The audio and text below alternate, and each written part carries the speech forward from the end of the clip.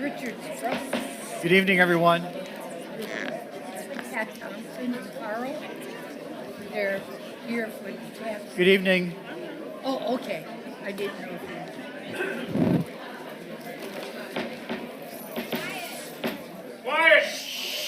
Good evening, everyone. Welcome to the Merrillville Town Council meeting for today, Tuesday, October 8th, 2024 at 6:30 p.m. Please stand if you're not already for the pledge and then remain standing for an invocation and moment of silence.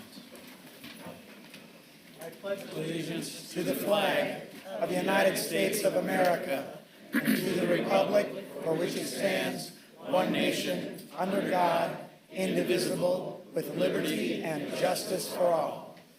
Let's pray together. Heavenly Father, we bow in your presence this evening, very much aware of communities that have been affected by disasters of hurricanes and those who yet await those things to come.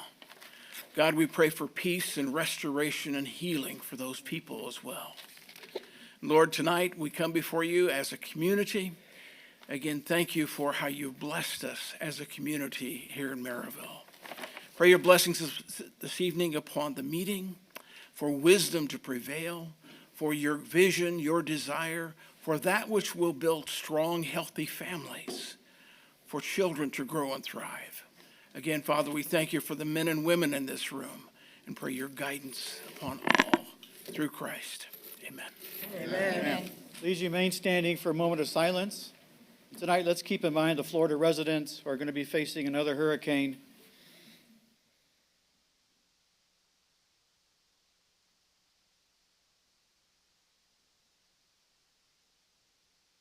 Thank you all.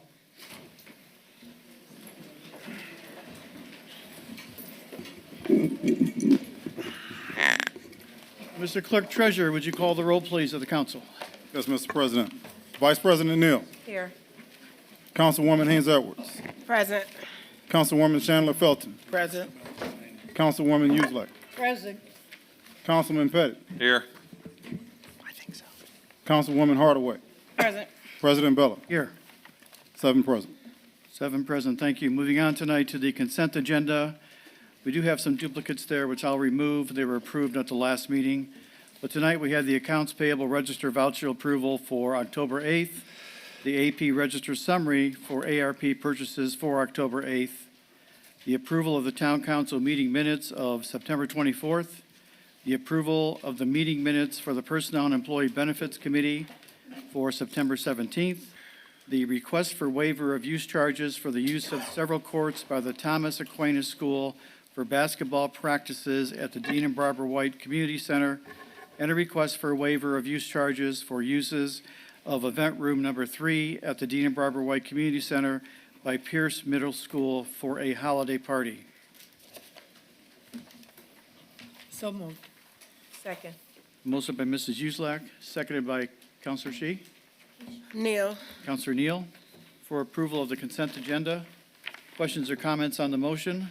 Mr. President, what about the meeting minutes from the Dean and Barbara White Community Center committees? Those were approved at the last meeting. Okay, There's that's a repeat. duplicate. Okay. That's what I meant, yep. Any other comments? Hearing none, all in favor signify by saying aye. Aye. Opposed? Motion carries. Moving on tonight to standing committee reports, Budget and Finance, Vice President Neal. Thank you, President Bella. I'm going to defer unto the reading of the Ordinance 24-40 for Trista to review some information about our budget. Ms. Hudson? Where is Trista? Michael? I'll try to get her attention. She may be working on one other matter. I'll be right back. Anything else for your report while we're waiting No, for that's all, Trista? President. All right.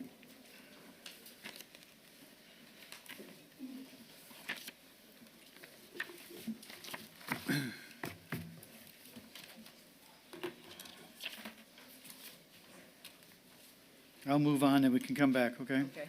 Council Affairs, Councilman Pettit.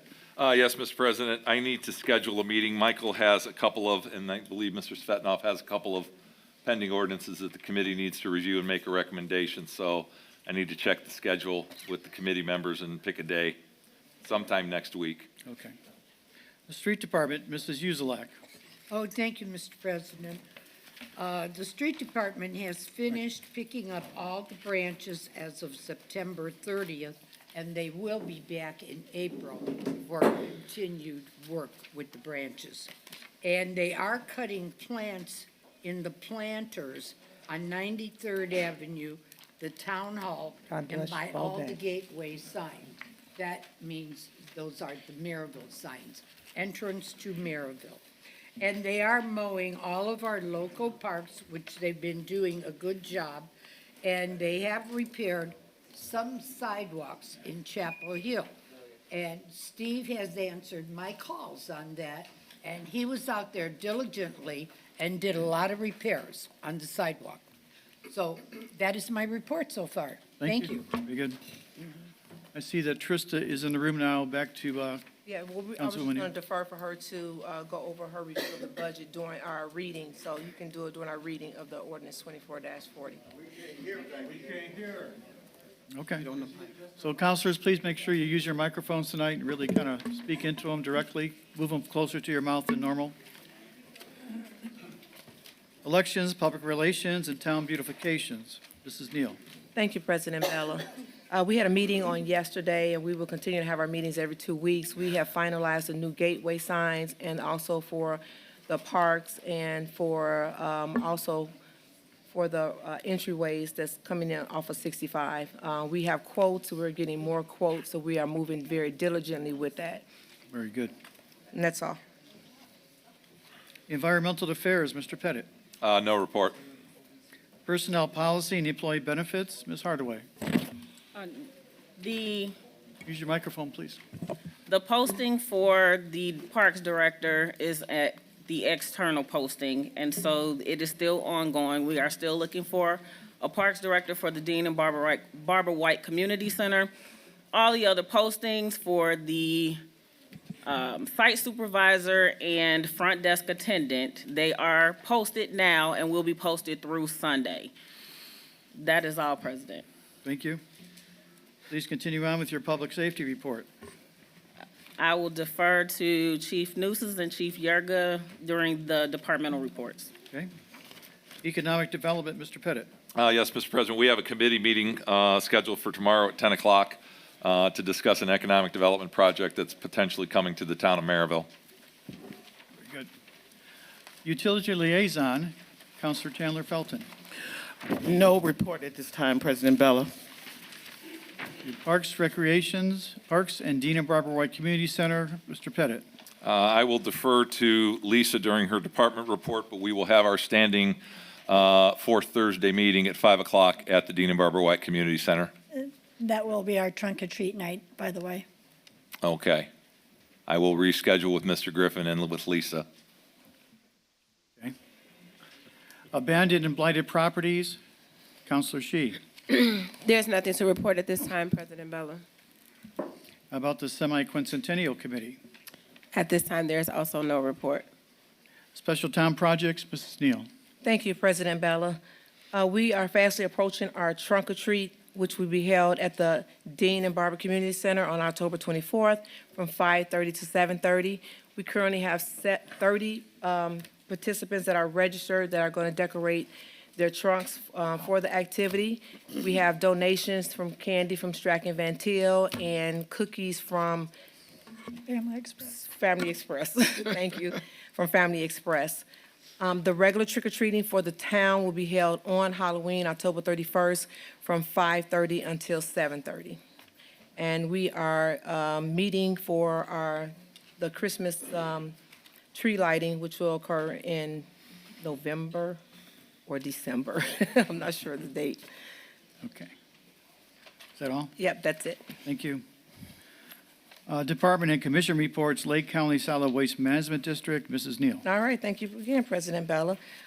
This is the final household hazardous waste collection. It will be held in Griffith, at the Griffith Public Works, from 9 to 2 p.m. on October the 19th, and that's at 134 South Colfax.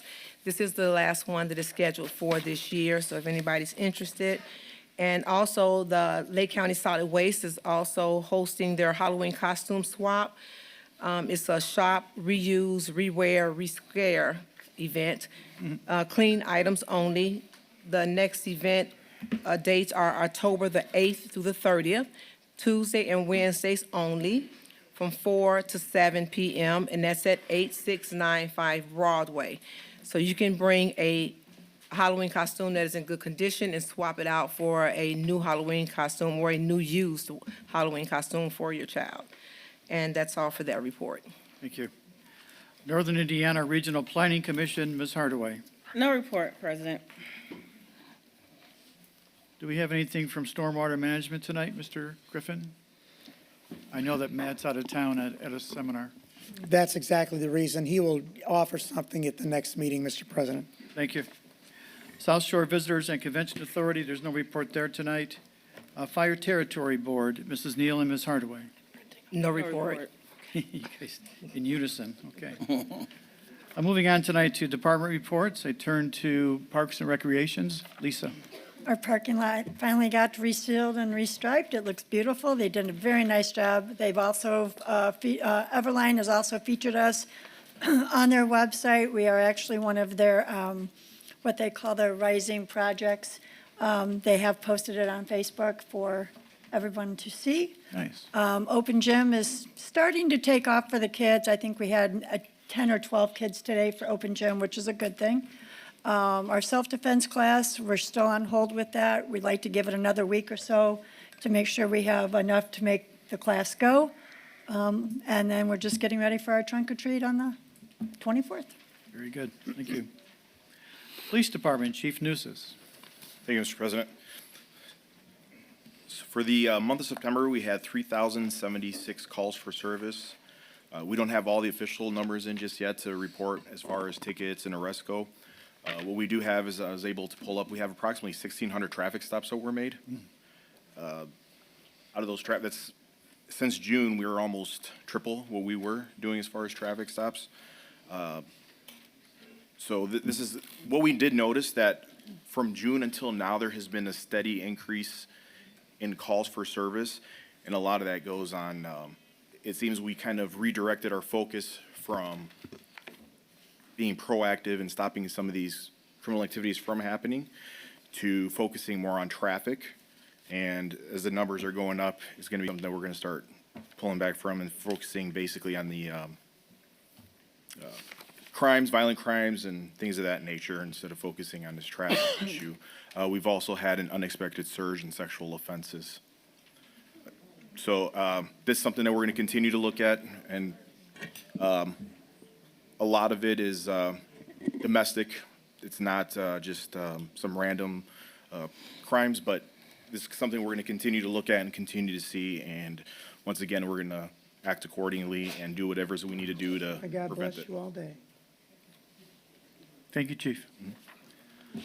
Planning and Building Department, Sheila Shine. Not at this time, Mr. President, but I do have 2 BZA petitions later in the meeting. Street Department, Mr. King. The only other thing I'm going to add to what Councilwoman Uselak said was the paving contracts have been signed. Milestone is working on the schedule right now and tentatively going to start next week. The focus for the remainder of this year is to put down asphalt, which would be streets with no concrete work that's needed. And right now, they're planning on putting about 6,000 tons of asphalt down before the season ends. Do we So have once time? I have this, Do we have time to do that, Steve? yeah, oh yeah, you've got plenty of days left to do, and we'll take it as long as we can. We'll follow the specifications, the NDOT specifications, and we'll stop when necessary. If we don't meet the specifications, we won't do the work. Okay. President Bella, that's a Mrs. question Neal. for Mr. King. Sure. Could you give us an update or information on the leaf collection for this year? Yeah, so the leaf collection will be coming out in the newsletter that starts October 21st. That's when the leaf collection will start. Thank you. I Anything have else? several calls on that too, Steve. So Yeah. you're saying October what? October 21st, it'll be in the newsletter. It's October 21st is when we start Okay. collecting leaves. Good, thank you. Yep. And And Stephen, Mr. January just attested to my signature, so these 3 contracts are up here for you to retrieve at the end of Okay. the meeting, sir. Perfect. Thank you, Eric. You're welcome. A brief report. Moving on to Town Manager, Mr. Griffin. Mr. President, Madam Vice President, members of the council, Mr. January, I will have the written report that I traditionally have ready on evenings like this by close of business tomorrow. I can tell you that we've been very busy trying to support all of the offices, but in particular, we're trying to do some transitional things. I can tell you the bond proceeds are now on deposit on account of the town's proper funds from the redevelopment special taxing district. That $6 million after issuance costs will be available to do the street program that you just signed and approved that Mr. King will supervise on your behalf. Unless there's a question of me from the council, I'll be very pleased to be seated. Thank you, sir. Thank you. Did you say you had something, Mr. Yeah, just a January, brief from the report. clerk's office? Correct. The town of Merrillville collectively, through all of our funds, had $33,075,998.92. We collected another food and beverage check, tax check for the month of August for July, $228,439.09. That brings our year-to-date total for the food and beverage tax, which is new, to $654,164.33. So just wanted to share that. Mr. Griffin, we need to add to our next workshop agenda the use of those funds, so we can start spending that. Will we be spending that just on the parks at this time? Parks and economic development. Yes. Okay, That's the 2 very good. categories we're allowed to spend it. Very restricted. Thank you. Moving on tonight to general orders, we have ordinance 24-41. It's an ordinance appropriating additional monies in excess of the annual budget in several named departments of the corporation general fund, all pursuant to Indiana codes. So moved. Second. We have a motion by Mr. Pettit, seconded by Mrs. Uzak for approval of ordinance 24-41, the transfer of funds in various departments. Mr. Griffin, anything to add? Mr. President, nothing to add. The transfer and the additional appropriation are actually highly correlative. The transfer is to allow us to make payment for inspectors in the plan department, and the additional appropriation is going to restore what was moved to support that payment, and also, we believe, to carry the balance of the costs for that for the balance of the year. You've had a very good year of building. Yes, we did. Any other questions or comments from the council? Hearing none. Mr. January, roll call, please. Sure. Vice President Neal. Yes. Councilwoman Haynes Edwards. Aye. Aye. Councilwoman Chandler Felton. Aye. Councilwoman Uselak. Yes. Councilman Pettit. Yes. Councilwoman Hardaway. Yes. President Bella. Yes. 7 in favor. Motion carries. Moving on tonight to second reading ordinances, ordinance 24-40. It's an ordinance of appropriations and tax rates for the town of Merrillville, Lake County, Indiana, for the civil town budget for fiscal year 2025. I'll turn it back over to Mrs. Neal. Thank you, President Bella. Trista, if you could come to the mic.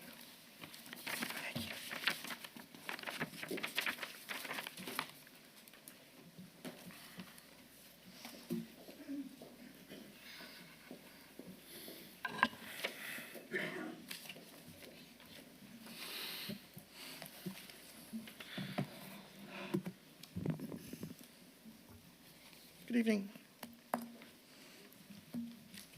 Good evening, Trista. Good evening. You have before you the second reading of the budget this evening for vote. As you know, the Budget Finance Committee has been working on this for several months.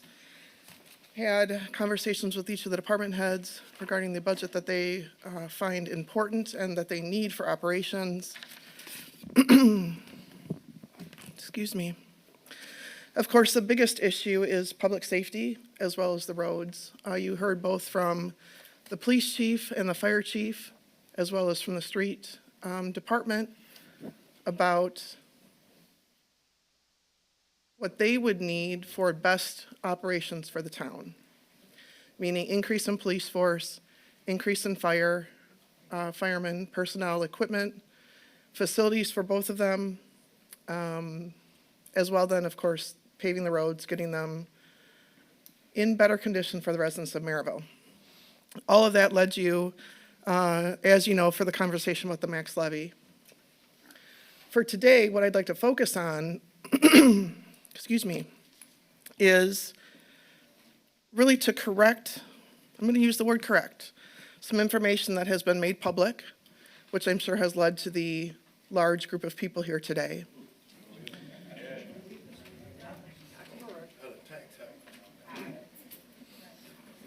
It is crucially important to understand.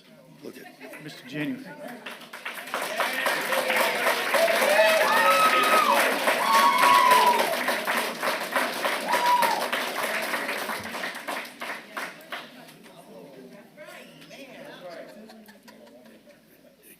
It is crucially important to understand that the state of Indiana has tax caps here. It protects all of the residents. It protects the businesses. Home values are given what's called an assessed value, a gross assessed value. It's what your house is worth. Homeowners then are capped at paying no more than 1% of that value in your taxes. 1% only. Businesses range from 2 to 3%, depending on what kind of business it is. A rental property where someone lives is at 2%. A business, McDonald's, whatever, caps out at 3%. So those types of businesses pay more, which is fine. That's the state statute. That is not fine. It's been, excuse me, sir. Mr. January? What I'm saying is that matches the state statute. That is what the town follows. In Merrillville, your median home value, that assessed value, is $250,000. That's just the average. Median means average. Because of those tax caps, a homeowner then would not pay more than $2,500 in taxes. So for...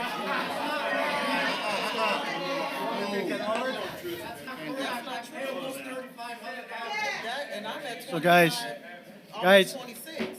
if we want to get the information, please be quiet. So we can... Go ahead, Tristan. Did you say median or average? You said median. It's the same. Median. Median and average. Part of why you might see on your tax bill a higher number at the bottom and a higher check that you take to the treasurer's office or that you pay through your mortgage is because it includes other fees, such as the Little Cal River Basin, possibly your Merrillville Conservancy District, Independence Hill Conservancy District. There's one that I'm forgetting at the moment, I think. Not a conservancy, but... Stormwater management. Thank you. Stormwater management. There was one. The stormwater management fee. Those things are also collected on your tax bill. So when you go to pay, your bill is probably higher than that number I just gave you. That's true. But that's not the tax portion. The property tax portion is what the town receives to fund the services that they give you. Now,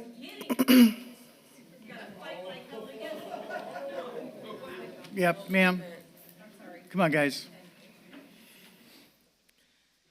in doing some calculations based on current assessed values this year on homes and the tax rates that are applied currently and a tax rate that would be applied if the max levy appeal were to succeed, the approximate increase for that $250,000 home would be approximately $130 for the year in extra taxes because they've hit the tax cap at that point.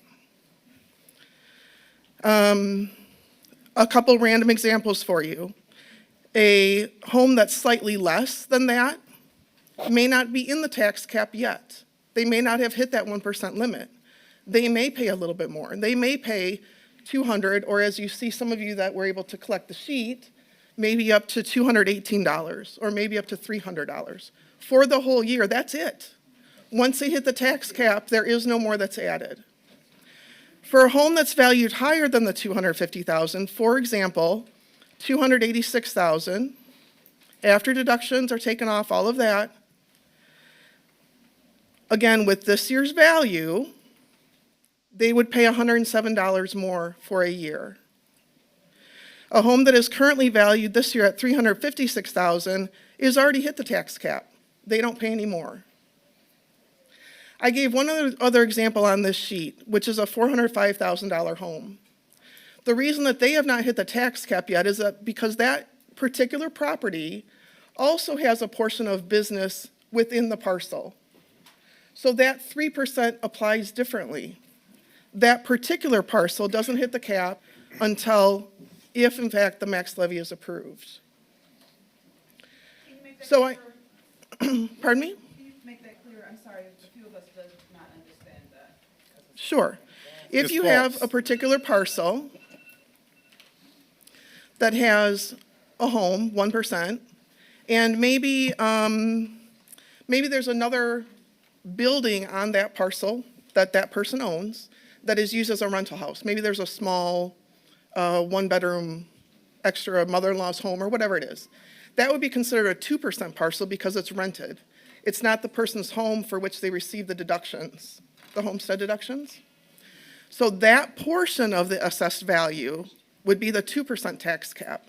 So in total, that parcel might take a little longer to get to that ceiling because that extra little part is 2% instead of the 1%.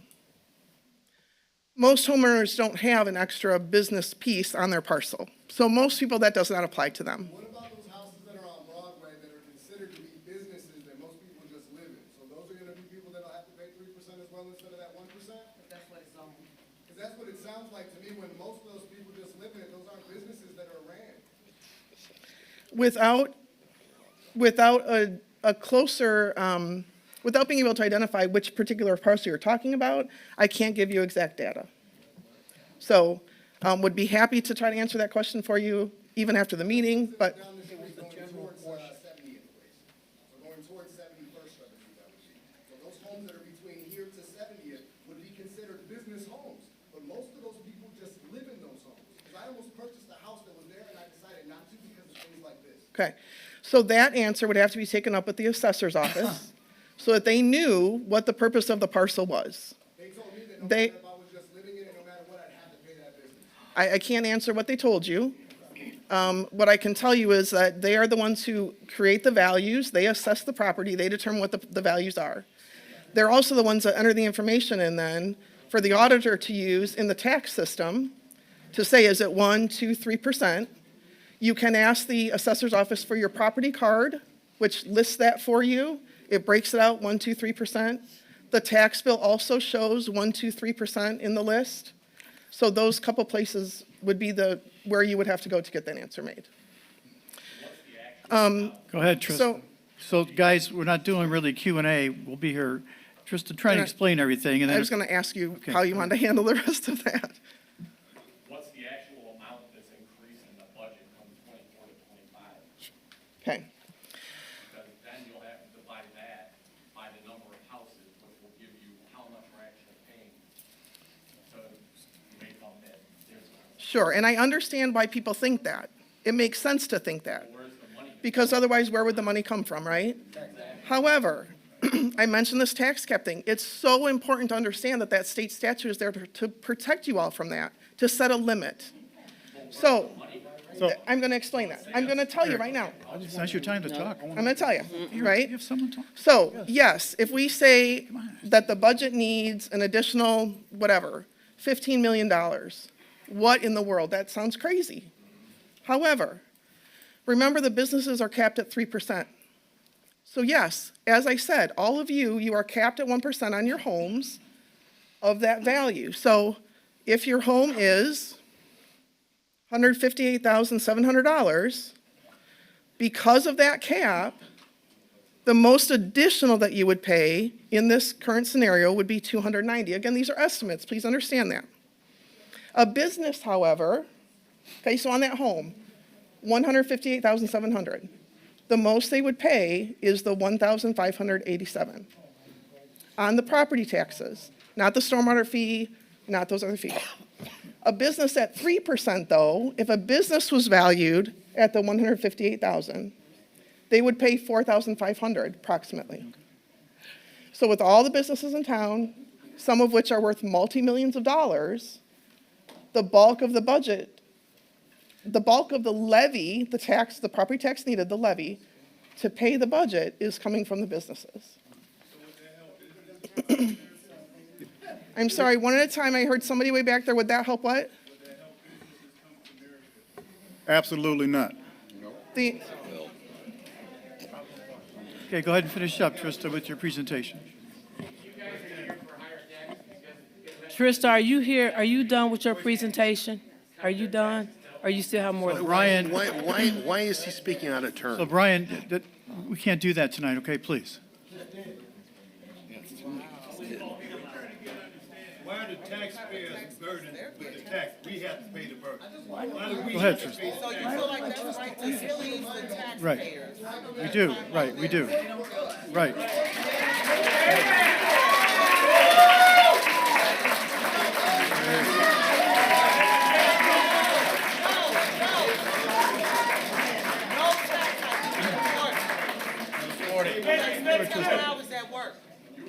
Go ahead, Trista. We just gave away $3 million down the street.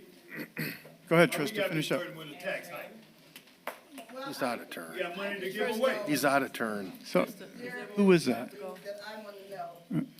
I read that you didn't allocate enough money based on the number of people moving in and moving out. So if that's misinformation, it's really getting people a lot of, really upset, because no business does not look at their overhead, look at their expenses, all of those things, in order to accommodate all of those people, you know, the services that you're offering.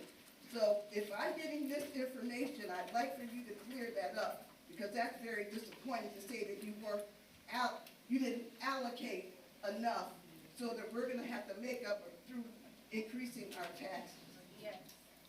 Go ahead, Trista, finish up. so, in trying to address that question quickly and finishing the rest of what I had arranged to say today, when the town was started 50 couple plus years ago, the levy, meaning the property taxes that they thought they needed for the budget, was set. That is allowed to grow each year by what the state determines by statute through the Department of Local Government Finance, and for this next year, it's a 4% growth. So the town has had their levy grow at that amount over time. Over the years, the town has grown in population and square mileage faster. The growth has outpaced what the state has allowed that growth to be. And so, can you say that it wasn't budgeted properly? No, you really can't, because there was no way for people 50 years ago to foresee the kind of population that is here in the town now at over 36,000 residents, I believe. This current, No. It does not mean more money. I beg your Go pardon. ahead, Trista. Guys, we can't just shout out stuff from the audience. No one's going to hear anything. Go ahead, Trista. this current proposed budget before you is set to account for 34 additional firemen and 25 additional police officers. As I have sat in council meetings time after time, the majority of the comments from residents have been about the need for additional public safety. And what you, as the Budget Finance Committee, and now the council had before you, is a budget intended to try to help that. Will it cost a little bit more? Yes. None of these people work for free. And so what you have here then is a way to try to make that happen at the lowest amount possible. The Budget and Finance Committee looked through and tried to still, as they always have, been efficient in what they budget.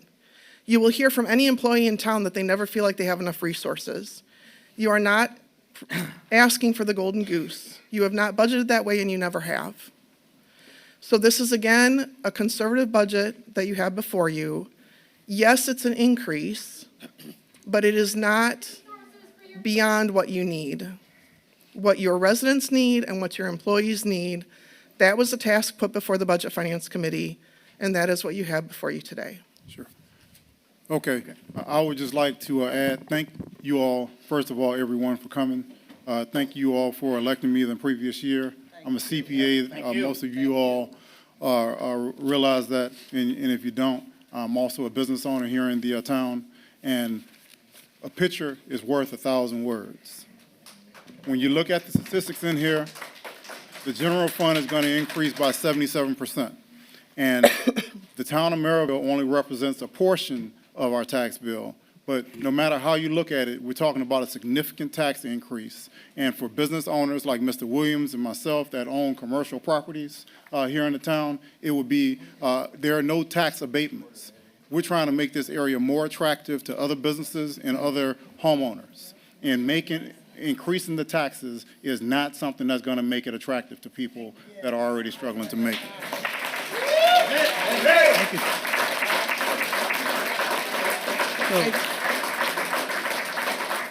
Krista, don't the property taxes go up every year, and haven't they for the last 50 years? Yes, in every community. That's a true statement. And even if you as a council held the tax rate exactly level, the same exact 58 cents every single year, the amount of dollars that a homeowner or a business owner would pay would increase as their assessed value goes up. For you to plan a budget that would allow a homeowner to pay the exact same dollar amount, you would have to decrease the tax rate. And over time, eventually, that would mean that you receive no taxes as a town. So that is certainly not a good idea for you as a council to engage in. You do not control the assessed value. The assessor does that. The economy does that. And so as people's home values increase, which is a good thing because when they go to sell later, they hope that they have made a good investment and that they get a return on their money. So what happens when properties? But as that happens then, the dollars do increase, and that is a natural thing that happens everywhere. Two other things quickly. With the tax cap, even if you made the tax rate $99, the tax cap would still allow the person to pay only that amount for when they hit the cap, the 1% or the 2 or 3% if they own a business. That's it. Is not gonna allow it. I gotta work That's it. longer to pay taxes, more taxes. What else did you have for us? The last item I wanted to mention quickly, and I had it pulled up and it disappeared. If I may have just a moment to share. You're gonna wind up like Dalton in Chicago. We don't want no tax hike.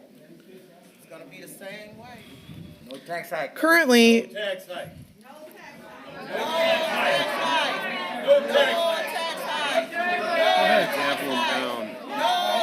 Go ahead, Tristan.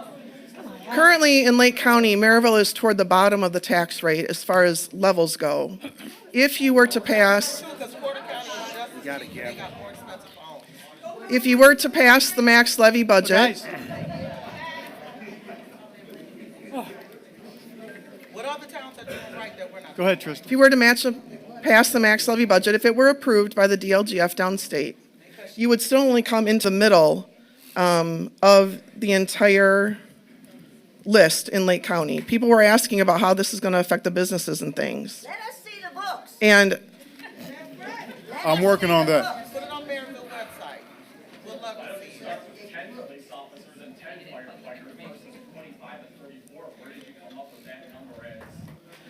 Go ahead. so if your rate is passed at the higher rate, your rate within the county comparable to other communities would be almost exactly still in half. You would be below Gary, you would be below Lake Station, you'd be below Hammond, you'd be below East Chicago, below Whiting, below New Chicago, below Hobart, and below Griffith.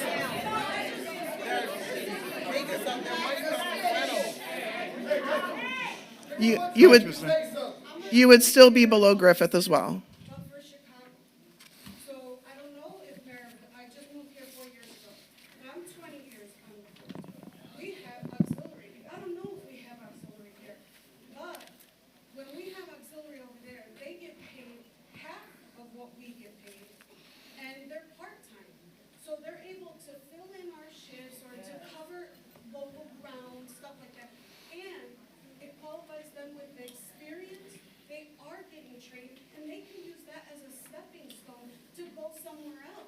So why can't we cut our budget and do half a higher amount? And half of Thank you, ma'am.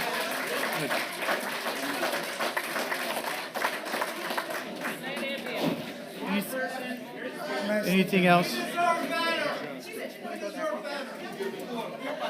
Anything else on your, anything else from your committee? Curtis? Anything else in your report? He's making noise. Is there anything else in your report? That's good. It's complete, President Bella. Thank you. Yeah, we do. They should remove him. Does that complete your committee report? Yes, I have completed it. Okay. Mr. Griffin, anything else to add before we address this? No, sir, Mr. President, I do not. So my question is, that we're not going to hire that many people all at the same time, all at once. This is going to be a phased-in approach? Is that what we're doing? Yeah, Mr. depends how President, much if I money may, we do get. if I may, Yeah.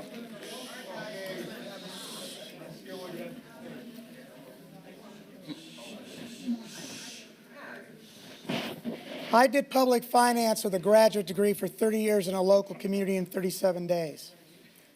The first thing I want to tell you is that it's been an honor and a privilege to be your town manager. And I know all 7 of these people. Some I've known longer than others, but in my year and some days, actually year and a month, that I've been here, none of them have intentions to harm the public. Please don't shout at me or accuse me of gaslighting. I am trying to be as sincere as possible with you. We will be. Seriously? And then you laugh, and So it Brian, one more encourages time, what you're was gonna go out. behind. Brian, you're out. So let me share this. I do want to dispel the one view. We're trying to do something that's going to be gradual to eventually get the resources we need. Merrillville incorporated 53 years ago, and unlike other communities, I heard you ask what are the other ones doing well. Merrillville's done a lot well, except it didn't have all the utilities that other communities have. There was a conservancy district that predated us, and it was accurate what Ms. Hudson said. Because of the way in which the state controls the way in which we can raise property taxes, which largely is for public safety. It is. Please hear me on the other before we talk about the other. There has been some exploitation of misunderstanding that hurts me. Because as officials, all we have is our reputation and our word. And if we're willing to exploit that with you, we failed you. So hear me now about this. When we get more property tax value in our tax base, it doesn't bring us more money. It just brings us more taxpayers. So let me use this, which I've used successfully in other settings. I'm about to tell you. Michael, hold the So let's- microphone up to your mouth, please. Hold the mic up. So let's pretend that we're going to go out for a pizza. Because of the maximum levy rules, the pizza price is set already. It's $10 or whatever it would be. But let's use 10 because I can do the math in my head a lot easier. And 2 of us are going to go. Our share of the pizza is going to be $5 each, right? 10 divided by 2. And then a big donor comes, similar to big business. And they say, I don't really want much of the pizza, I don't use much of the service, and I'll buy half of it for you. The pizza price didn't change, the amount of cost did not change, but our share did. And it isn't merely about dividing it by the number of houses, because each of you have a different assessed value, so you're different components of tax base. That's the truth. I understand why people would think that, and I understand why somebody who's a businessman in our community, who's also an official, is trying to share that with you. But we also have many businesses that are coming in spite of it because of our location and the other things we do well. But we're concerned about making Merrillville last. And we want to be able to fortify the public safety component to make the community safe, which makes it more welcoming for families, more welcoming for schools, and more welcoming for business. Sure. They don't know. There's already inflation. Miss? And it's coming up. It's We always have gone to you to help support the community you live in. And as the tax caps was trying to explain to you, it's not nearly as bad as people have been representing to you. As if, Hold on, Mr. Griffin. anything I say you can challenge from your individual experience, but I'm trying to defend our council and trying their best for you. And you have been encouraged to be here with not complete details about what's intended, and that's a fact too. Mr. President, I'll yield. Sure. Thank you. Been so kind, Mr. Michael. I really appreciate your tone and how you are handling the crowd. If I can just speak really quickly, I have been a resident of Merrillville for the last 13 years. Quick background about me: I grew up in foster homes. I experienced homelessness. My husband and I are blue-collar workers. I am a realtor, and we own a business here. We pulled ourselves up by the bootstraps, and my concern with the tax hikes and everything is this. So I'm a realtor, so I am experiencing and assessing homes and things like that. Not only that, I like to mind my money very closely, so I actually get my home privately assessed very often. My numbers, as well as my private assessment, never meets up with what the assessors meets up with. I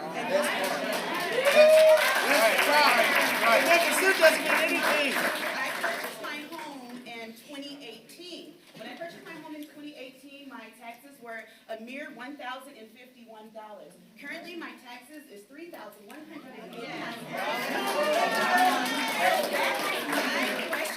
Yes, that's how much my taxes are, and I do understand that the nice young lady explained to us that it is different fees and things like that that is assessed, but my problem lies is when Mr. Matt Lake reached out personally to my husband because my driveway has been collapsing for the last 2 years, and we cannot get it repaired because the storm drain situation that runs under my driveway keeps collapsing it. The first year, we were not aware of that, and we spent over $9,000 repaying my driveway that just caved right in. So I'm studying increasing these funds, and I do understand, ma'am, that you may make a good amount of money a year. My husband and I bring in maybe a cool $230,000 a year, but we can never speak to say that it's just $300 increase, because just $300 is what gets me back and forth to work a week and to feed my family a week. So it's just not just. So we should be mindful when you are dealing with the community, the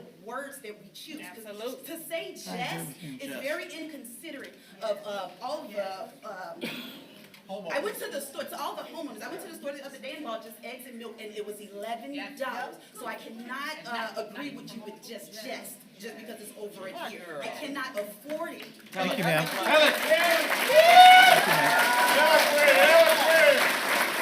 No tax hike. No tax hike. Is there any type of guidelines with the assessors? Like I said, I've been there since 2018, and I've never seen an assessor on my property, and I have cameras all around my property. It's like they just pulled this out of a hat. They've never been inside of my home. My home haven't changed or anything. I can't afford to upgrade it, or anything like that. At this point, with all of the current hikes and everything, unfortunately, daily, my husband and I fear experiencing homelessness again. All right.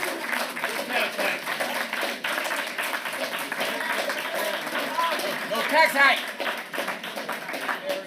And a lot of times, even with the tax hike, you've gone down to Crown Point and you try to lower your taxes because of your age. They go by the value of the house and they won't lower your taxes because if you're getting so much money from your pension.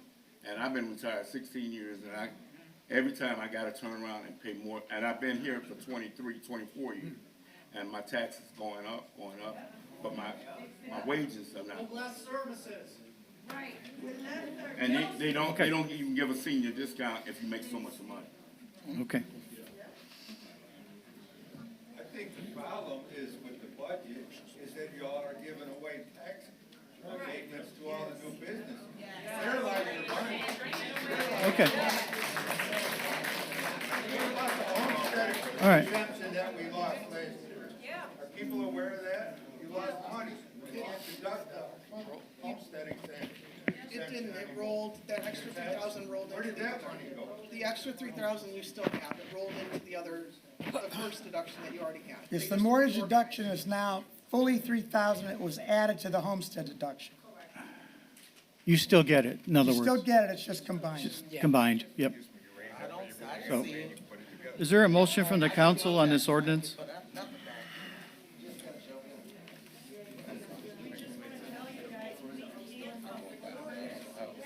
Thank you. I do got a question I love to ask.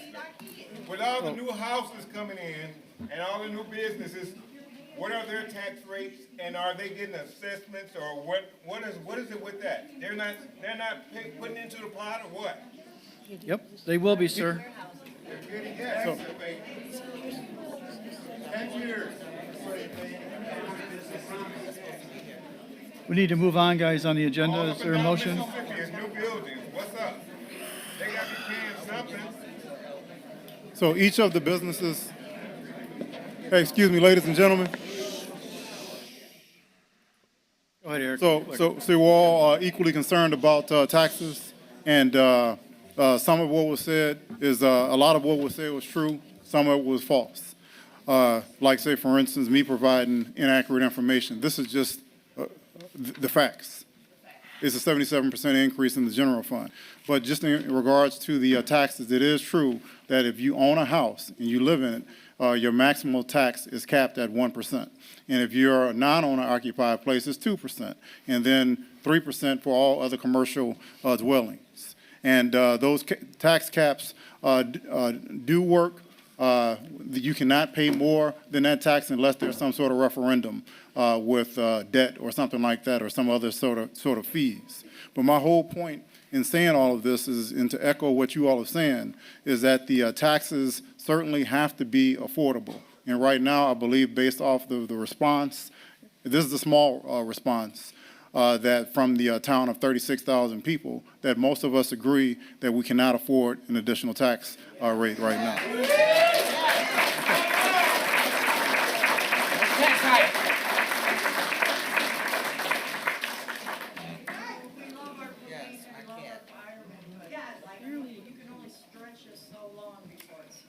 Thank you, guys. Well, that's not good. That's not good. Is there a motion on the floor? Mr. President, I'll make a motion to approve ordinance 24-40. Motion by Mr. Pettit. Is there a second? No tax. No tax hike.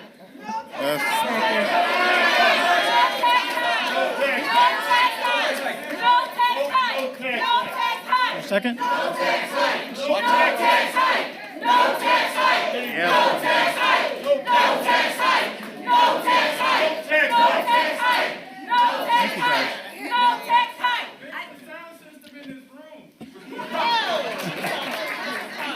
hike. Yeah. Second by Mrs. Neal. Counselor Shi? Counselor Shi? Saying no tax hike. Does our vote even matter? Is it going to happen or not?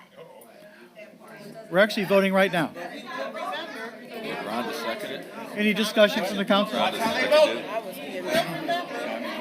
Any discussion? Council rep vote. Mr. January, call the roll. All right, we're calling the roll. You'll know who to vote for soon. That's right. He's not supposed to make that. Yeah, you're not supposed to make that kind of comment, Eric. So, careful. What's on this year's ballot? Vice President Neal. Yes. Councilwoman Haynes Edwards. No. Councilwoman Chandler Felton. Nay. Councilwoman Uselak. Yes. Councilman Pettit. Yes. Councilwoman Hardaway. Stop it now.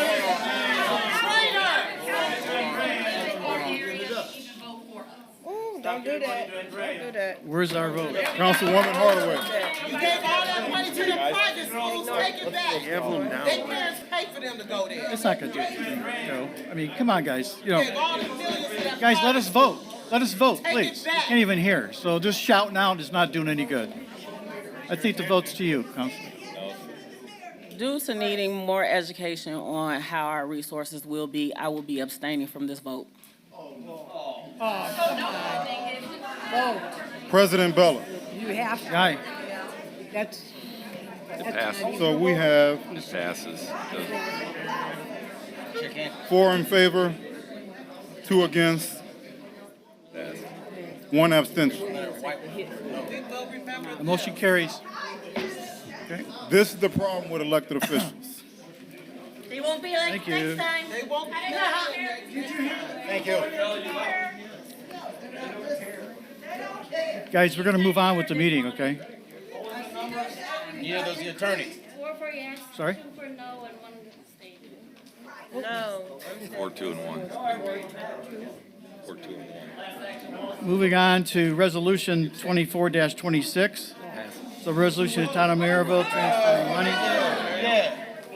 4 people voted for it, 2 people voted against, 1 abstention, and as a result, 4 were in favor, and that means the vote passed. Yep.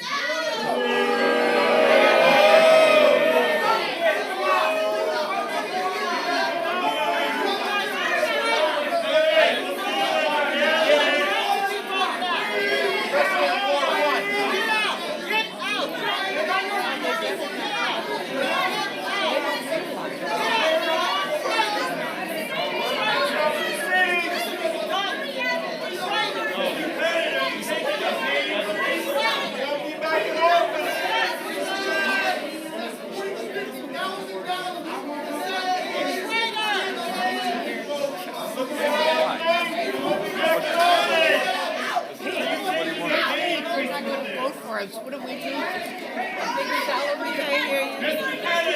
I can't hear you. Go to the mic. Go to the mic. So guys, This isn't public. yeah, we need to move on with the meeting, sir. It's been about. We need to move on. What y'all just did, give it about 2 years. I grew up in Gary. I'm 53. It's Okay. going to look like Gary in 2 years. There's just, I guarantee you. What'd he say? What are they doing? thank you. What is, There's no public. So we're not in public comment, sir. there's no public. Coming up to the microphone. This There's is no not public comment Is our now. mic on? It's not public comment. Yeah. Take the mic down. There's no public comment.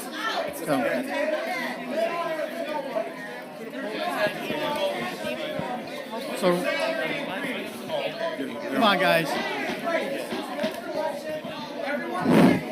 Oh, they're off.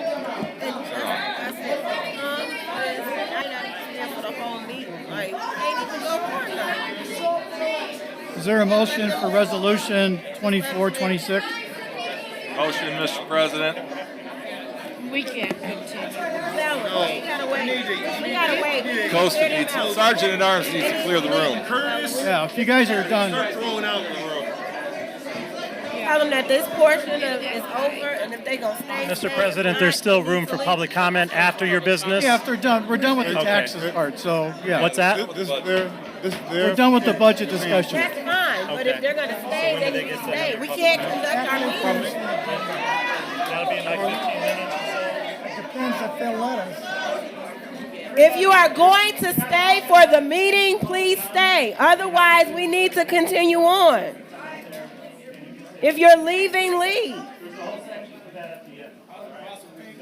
Public comment is at the end of this meeting. We welcome all your comments, but it will have to be after we minute.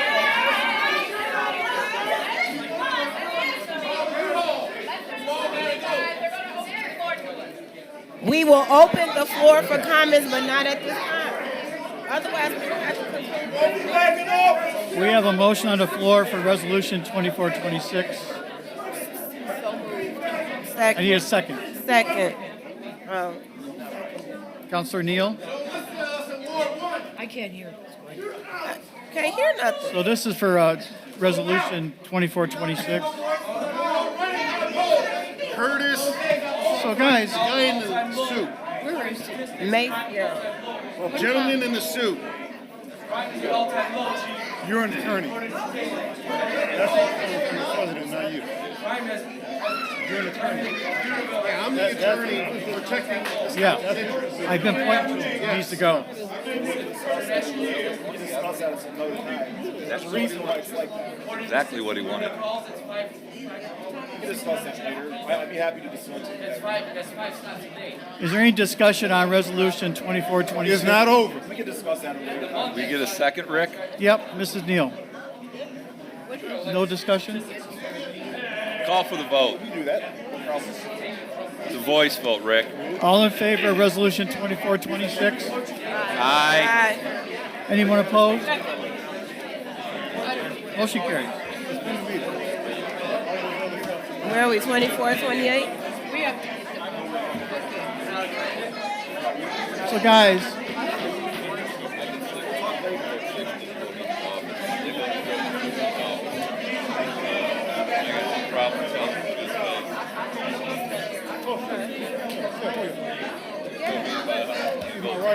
So guys, we need to finish the meeting.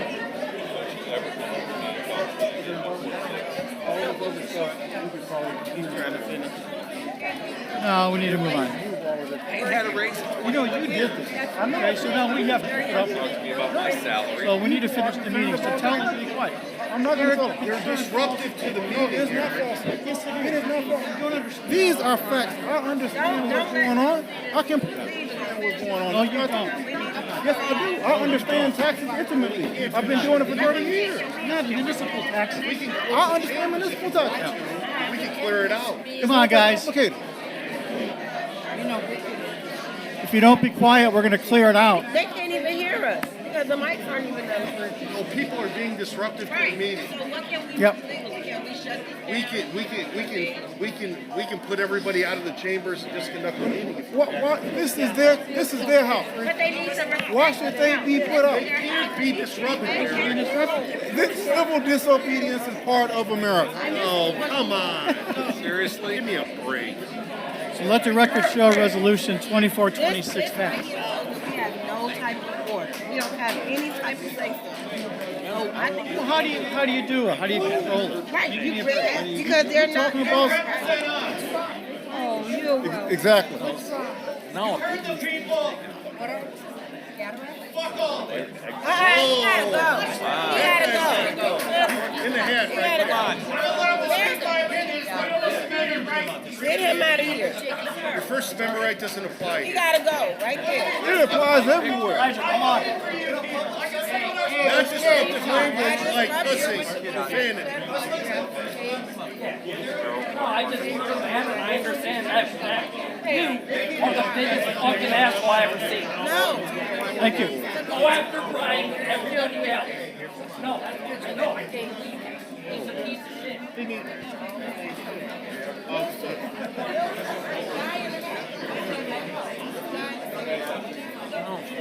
Gentlemen in the baseball cap. Cursing is not a crime. You're not gonna tolerate this. Yes, it is. It is not. It is disruptive. It is not a crime. It is civil It disobedience. is not a crime. Yes, civil disobedience is not against the law. It is not protected speech. Who? How much more? I'm not combative. I believe that people have a right to say what they want to say. But they gotta put it, they gotta put it in order. And then we have two large gathering petitions, one for the code, and then it will be down to you. Sometimes it takes less. I can't tell what We have the conversation. Get up and Skip everything else and go to public comment. And how long does public comment go? What's that? 3 minutes per person. As many as want to talk? Ladies and gentlemen, can I have your attention, please? Real quick. Ed Yerga, Fire Chief. If everybody would just relax for a few minutes, let them finish their business. At the end of the meeting is public comment. Everybody in this room that wants to speak can come up, form a line. You get 3 minutes at the podium. Let's do it in an organized fashion, and you will be heard. You will be heard. But you have to do it. You have to follow the rules. Otherwise, they're going to close the meeting. I'm just telling you right now. I don't recognize anybody. Oh, yeah. I see burgers out there. Okay, Resolution 2427. Resolution of Town of Maryville authorizing a waiver of certain fees for inspections until such time an ordinance can be considered for passage and adoption. Motion to approve, Mr. President. Motion by Mr. Pettit, Second. second by Ms. Hardaway 27. for approval of 24-27. Questions or comments by the council? Hearing none, all in favor signify by saying aye. Aye. Opposed? Motion carried. Resolution 2428. Motion to approve, Mr. President. Second. A motion by Mr. Pettit, seconded by Ms. Hardaway. Resolution is a appropriations in the Planning and Building Department. All in favor signify by saying aye. Aye. Opposed? Motion carries. Moving on to Resolution 2429, it's a resolution approving and authorizing the police chief to purchase a Exxon Enterprise, Inc. law enforcement body cameras, software, and associated support services and supplies pursuant to Indiana Code. Motion. Second. Second. Motion by Mrs. Uselak, seconded by Mr. Pettit for approval. Discussion? Hearing none. All in favor signify by saying aye. Aye. Opposed? That motion carries. Ms. Shine. Yes. Mr. President, we have two petitioners for approval tonight. Our first petitioner is Total Terrain Solutions. Are you in the audience? Come on to the microphone, please, sir. Thank you. Petitioner is requesting a variance of use approval to allow a landscaping service on 0.517 acres in the C2 Community Commercial Zoning District. Total Terrain Solutions is a small landscaping service seeking this approval for the purchase of the property located at 7725 Taft Street. Petitioner would like to operate a landscaping lawn service business. The proposed variance of use will not be injurious to the public health and safety, morals, and general welfare of the community because the company will comply with all the town ordinance. Petitioner will work to maintain compatibility with the surrounding properties and install buffers such as fencing as necessary. The need for the proposed variance arises from some condition particular to the property involved in that it is currently a non-conforming use. The proposed variance of use will not substantially interfere with the comprehensive master plan because this business will enhance economic development. Total Terrain Solutions proposed improvement to the property, including landscaping enhancements, general property cleanup, paving the rear area, and the removal of the shrubs that are extended to the proposed property. These changes aim to enhance the aesthetics of the functionality of the space, supporting the company's continued operation and growth. The hours of operation are 6 a.m. to 4 p.m. and on-call 24/7 in the winter season. This business currently employs 1 full-time employee and 13 part-time employees. All employees will not be staffed at this location, and it's for this petitioner only, at this location only, and for this use only. So I have a question. Go ahead, Mrs. Uselak. Thank you. Will you also be doing snow plowing? Correct. Okay. And do you know what you would be charging the residents? Or do you have an idea? We don't, we're all commercial. We don't do any residential.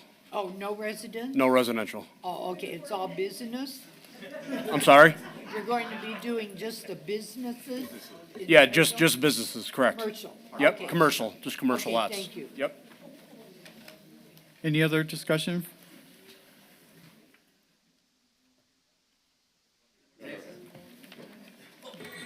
Chair will entertain a motion. So moved.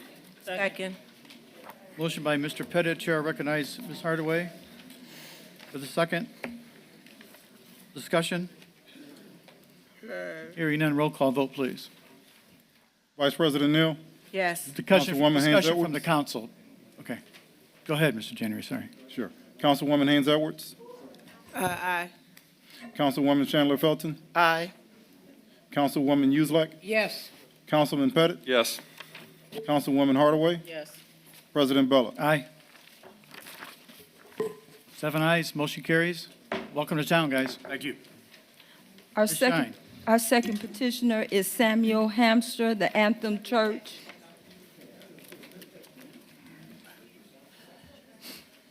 The petitioner is requesting special exception approval from Section 21-136 in a C3 Highway Commercial Zoning District to allow a church at 6349 Broadway.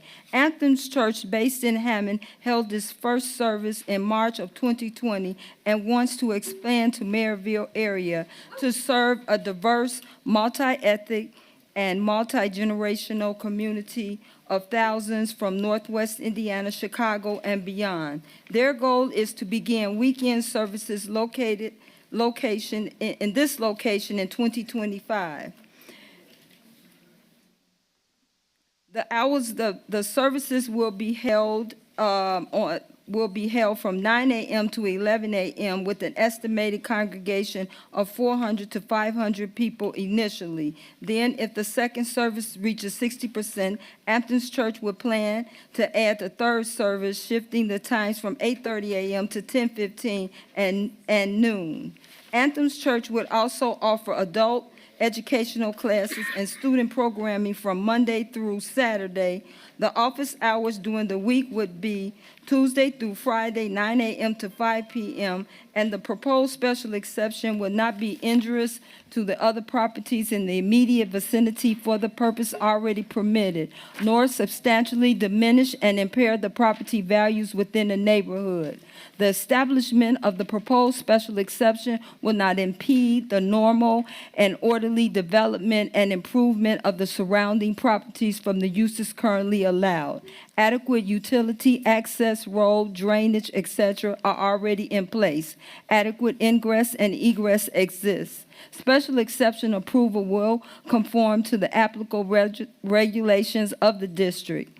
The petitioner will invest $1 million in renovation to the existing properties, and this is for this petitioner only, at this location only, and for this use only. Pastor. Mr. President, this is in my ward. I make a motion to approve. Second. Motion by Mr. Pettit, seconded by Ms. Leona. Questions or comments from the council? Yes, I have a question. Mrs. Hart. Are you both ordained ministers? Yes, ma'am, we are ordained ministers through a local congregation. Okay. And what type of classes are you going to be holding? We're a non-denominational church. Okay. Is that what, adult, Christ-centered classes? For what? Religion? Discipleship purposes. Pardon? To lead people to Jesus. Okay. Thank you. All right. Anything else from the council? Anything else from the council? We do. No. We need them. You can give me side-eye, but that's what we need. Mr. January, roll call, please. Vice President Neal, Yes. Councilwoman Haynes Edwards, Aye. Councilwoman Chandler Felton, Aye. Councilwoman Yuzlak, Yes. Councilman Pettit, Yes. Councilwoman Hardaway, Yes. President Bella. Aye. 7 in favor. 7 in favor, motion carries. Welcome.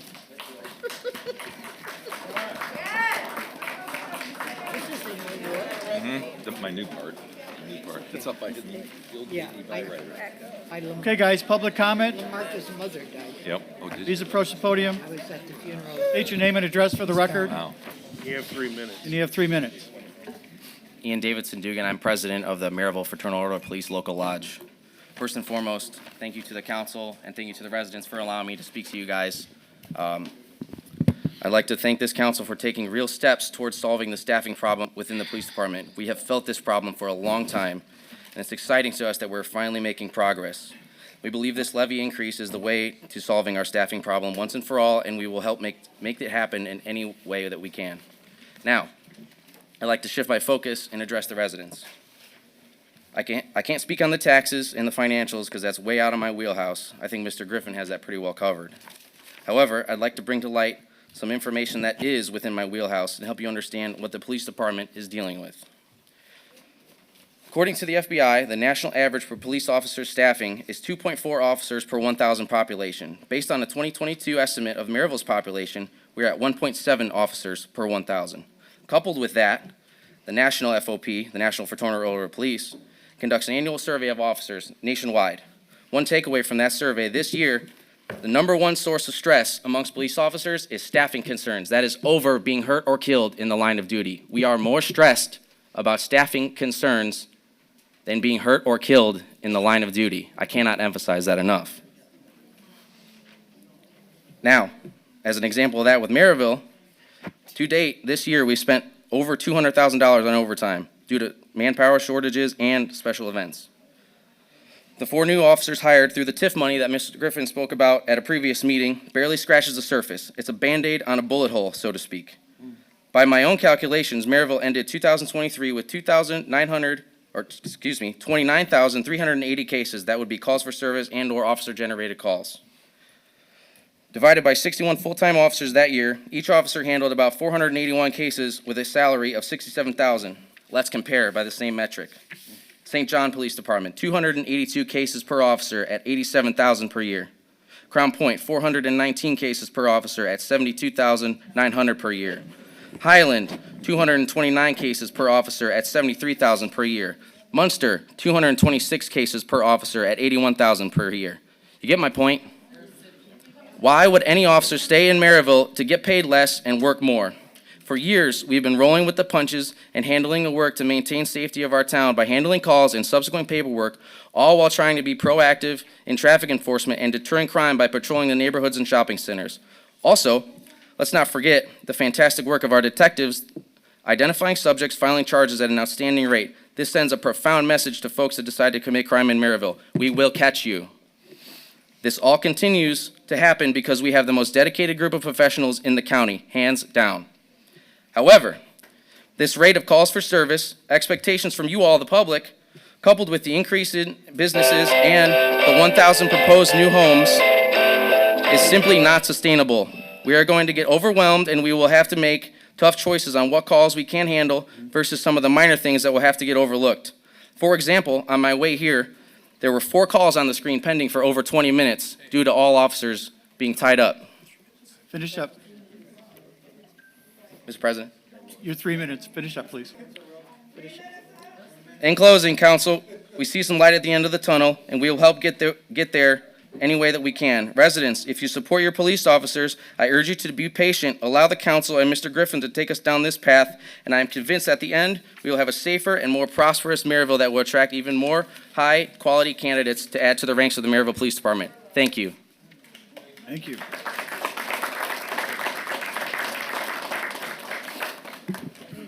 Hi, Ed Yurga, Fire Chief, Town of Merrillville. I didn't have a speech prepared, but I just wanted to enlighten the public how important this is to the fire department. These gentlemen standing behind me, members of Local 5489, International Association of Firefighters, Merrillville Professional Firefighters. Let me tell you what they do on a yearly basis. Now, comparing to other towns, I'll be really brief. In Lake County, Gary Fire Department is the busiest fire department in the county, followed by Hammond, followed third by, you guessed it, these guys right behind me. Now, they answer about 3,000 calls per year, and we also supplement our private ambulance service that answers 9,000 calls per year. We do this with 4 guys on 1 engine, 36 square miles. Now, Gary's numbers say they're triple ours, okay? But they have 6 engines and 2 fire trucks and a whole fleet of ambulances. Hammond, about the same numbers. A good comparison for Merrillville is East Chicago, 22 square miles. Our coverage area is 36 square miles, and our call volume is higher than the city of East Chicago, and they have 65 firemen. So this levy appeal, if it's successful, will let the fire department take some heat off these guys who risk their lives every day, and I stand behind these guys 100%. These guys are the best in the business, and they stay here dedicated to protecting everybody in this room and your property 24/7. So I understand taxes, and we like talking about a little raise in taxes.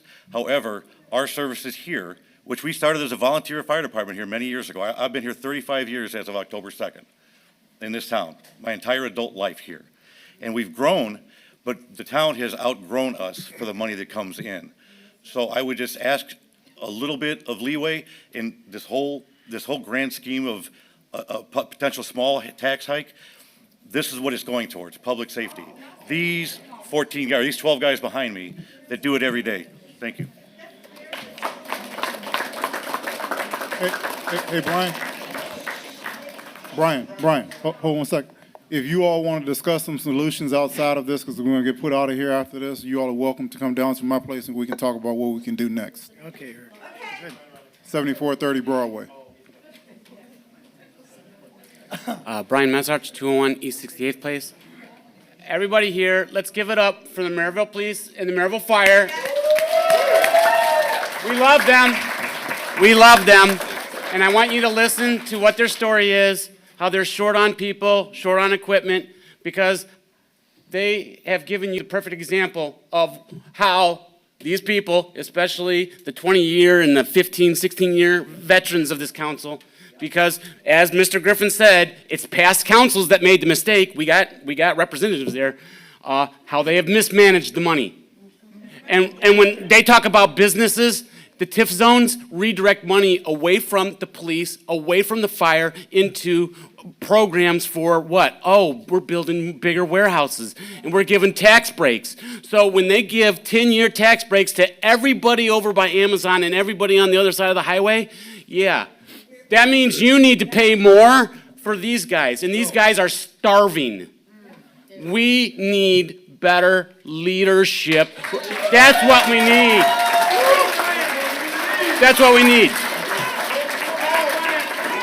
What we have here is super educated people using a lot of fancy words and whatnot to try to bamboozle you into believing that when you write that tax check every year, oh, it's not going up, it's not going up, it's not going up. But wait, the number's higher, because I went to Merrillville High School, and if I'm paying $2,000 and last year I paid $1,500, that's taxes going up. So where's that tax money? Where's the value? Why are we going to Hobart, Crown Point, Cherville, and all the other places for the fun stuff? Why is our Parks Department, they have $600,000 plus in the food and beverage tax. You want to know how mismanaged the food and beverage tax is? They don't even know all the restaurants that should be paying. As a matter of fact, the restaurants over by the mall are paying the tax, and they shouldn't be, and we're going to have to give them a refund. Why don't we have a parks director? We haven't had a parks director in over a year since Torrance left under mysterious conditions, probably because he found a better job. Why? Why is our parks department almost non-existent? Why is the street department cutting grass at the parks department because the parks department can't, because they don't even have the staff to do it? Why is all the departments at Merrillville scratching and clawing to do stuff? They have these people like, oh, you got to do this, you got to do this. Why? Why are we starving and they want us to pay more? Ask yourself, where's the value? Where is the value for the taxes? Because we would all pay more taxes if we had value. They promised us, in the summertime, they promised us a splash pad. Where's the splash pad? For 2 years, I've been asking, where's the fire department out by the mall? Because all the people out by the water park, they have to wait for a fire coming from 73rd Avenue. Oh, that's still in development. We're buying property. I don't see a fire department out there. We need to ask and demand for value.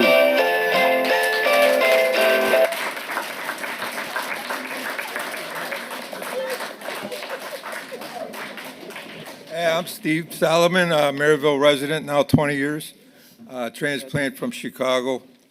I left Chicago because of taxes. Now, this is just getting too crazy over here, too. I'd like to know, though, beside the tax abatements, I think the public should be aware of how much money we're losing from 10-year tax abatements to new businesses. There lies the money that they need. And I don't blame the police and fire for asking more money. They should have it, or more manpower. But like Brian said, I think it's all goes back to mismanagement of funds. I'd also like to know where the food and beverage tax is going. They say parks and economic development. Well, who decides where the economic development is? Andrew. Well, whatever. It's going somewhere we don't know about it. That's all I got.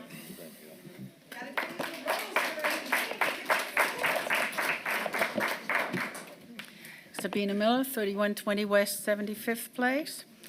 I had actually hoped that there would be a public comment related to the vote before the vote, but evidently that didn't happen. So I split it up in two. I raised my hand and I want to ask if there's going to be the proper setup, but there wasn't. So I wasn't available to attend the last meeting, but I watched the video. I heard President Bella saying that the colorful chart would be put on Facebook, Town of Merrillville page. I can't find it. Mr. Griffin provided an explanation of what status we have in the region and in the state. That explanation to me screams that we shouldn't be a town because we basically outdo everybody except for a couple in the area. And that means that we have outgrown whatever the status is that we're having, and we're going to have to reconsider what we're doing here. So Mr. Griffin also said that the police department costs fall under capital cost, not operating cost. So I'm beginning to wonder if there's going to be a follow-up to this max tax levy related to the cost that they clearly need because they're not functioning right. I want to go into the tax assessments very quickly. There was a lady here speaking to it. The assessments for our homes are estimates. They are an assessor going out, assuming what is going to be on the inside of our homes because they have no idea if you got granite countertops or if you eat from the floor. They don't know if your house is finished or not. They don't know if your vanity falls apart. They have no idea. Only an appraiser does that. So the assessor comes and puts a value on, but they're not putting the value on based on your home. They're putting the, I'm a real estate agent too, by the way. They're putting the assessed value on based on all these other people in your area that may have sold homes, that may have fixed them up before they sold them. Then a Hoosier comes and says, oh, I'll give you full price. And somebody from Chicago says, I'll give you $50,000 more. Here goes your assessed value going up because the assessor sees an opportunity to get more taxes, right? That's where your real tax increase came from. So we're suffering, not just because somebody needs more money, but also because we got hurt big time between 2020 and 2023. And my taxes since I moved here doubled. I find it not funny, okay? So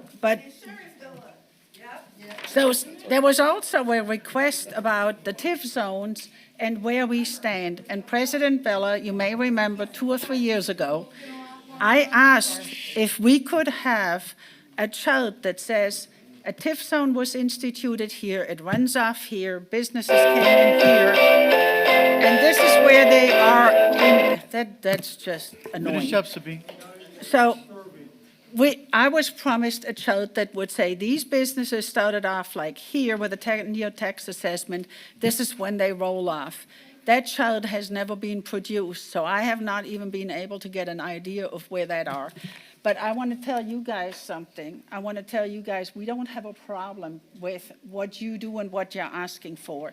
We have a problem with a park that's going out that we don't feel is necessary. The new town hall, the Andrean, the Boys and Girls Club. Boys and Girls Club should be funded by federal and corporate Finish up, Ms. sponsors, Miller. et cetera. Out of And not, time. so we don't have a problem with it.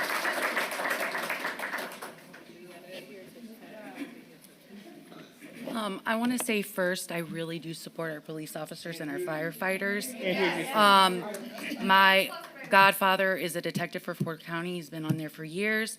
And my uncle and my cousin are both firefighters. So I really do support you guys.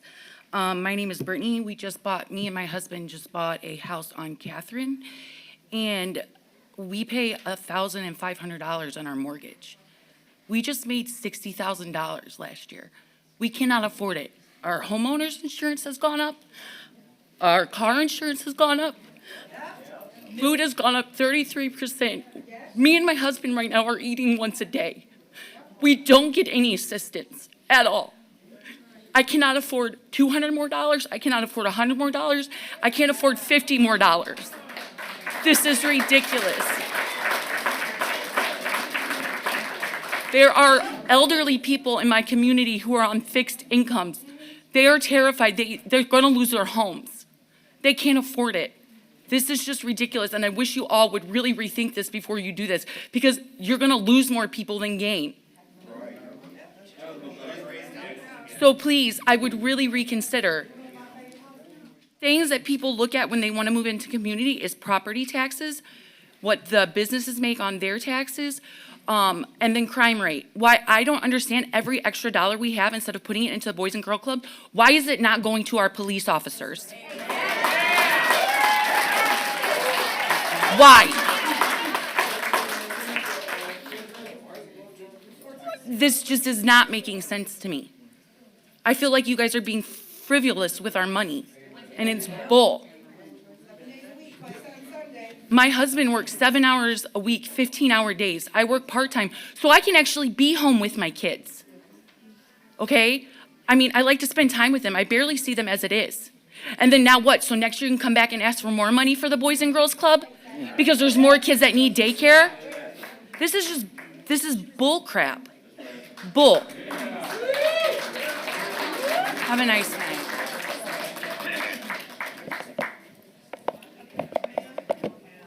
Basically the same as everybody else. You know, where does it go? What are you doing? My mother and I live on 60th Drive, 61st, a drive right into our backyard. Okay, I've been there for the last close to 10 years. Alongside the road, it's steep, it goes down to the ditch. Nobody, absolutely nobody takes care of that. I cut it down. I'm 66 years old, she's 84 years old. We take care of it. It is unbelievable the amount of garbage that we have to pick up along there. The creek runs alongside the house, through the back, and then back here, it goes down behind the houses. From the overgrowth, you cannot even see that creek anymore. Now, I take care of my side where the creek is. I get out there and saw and clean it all up. Nobody else does, but I shouldn't have to. I should at least have some help at it. And you want to raise taxes. You're not giving. Everybody right there was saying to me, I feel like we're being treated like Gary. They're treating us like Gary. That's all I've heard all day long. It's just, and you can't, not to mention having water in our yard for almost a year. There was a water break. But the reason the water sat there is because the ditch needed to be dug out. Well, they only had one machine and blah, blah, blah, blah, blah. Now you want to take and spend all this money on landscaping and everything else and neglect another part. None of it makes any sense. You can't even get someone to show up.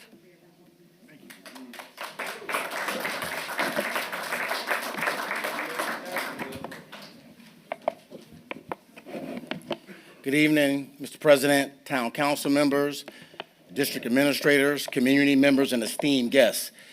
My name is Maceo Rainey, and I serve as the Vice President of the Prairie Creek Homeowners Association. On behalf of our residents, on behalf of our taxpaying community of Prairie Creek, we're disappointed. We're heartbroken. We feel like we've been had.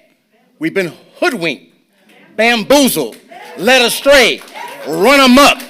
And just once, we were thinking that our voices would be heard, that our feelings would matter, and that our voices would be taken in consideration. But in return, we got the Walter Payton stiff arm tonight. The entire community received the Walter Payton stiff arm tonight. Stiff straight to the bottom of the ground, because the interest of the people was not served tonight. Self-serving interest was served tonight.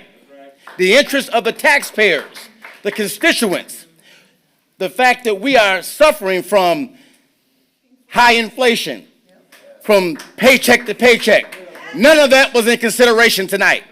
What was in consideration was the interest of a small group of people at our expense.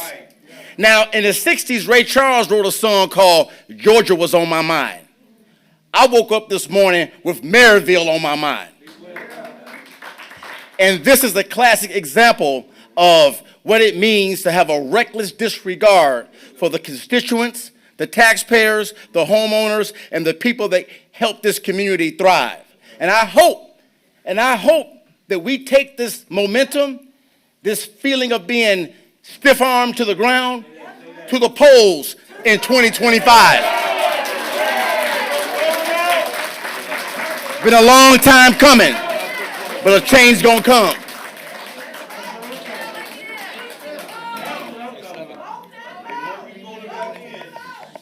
Albert Stroh, 138 East 73rd.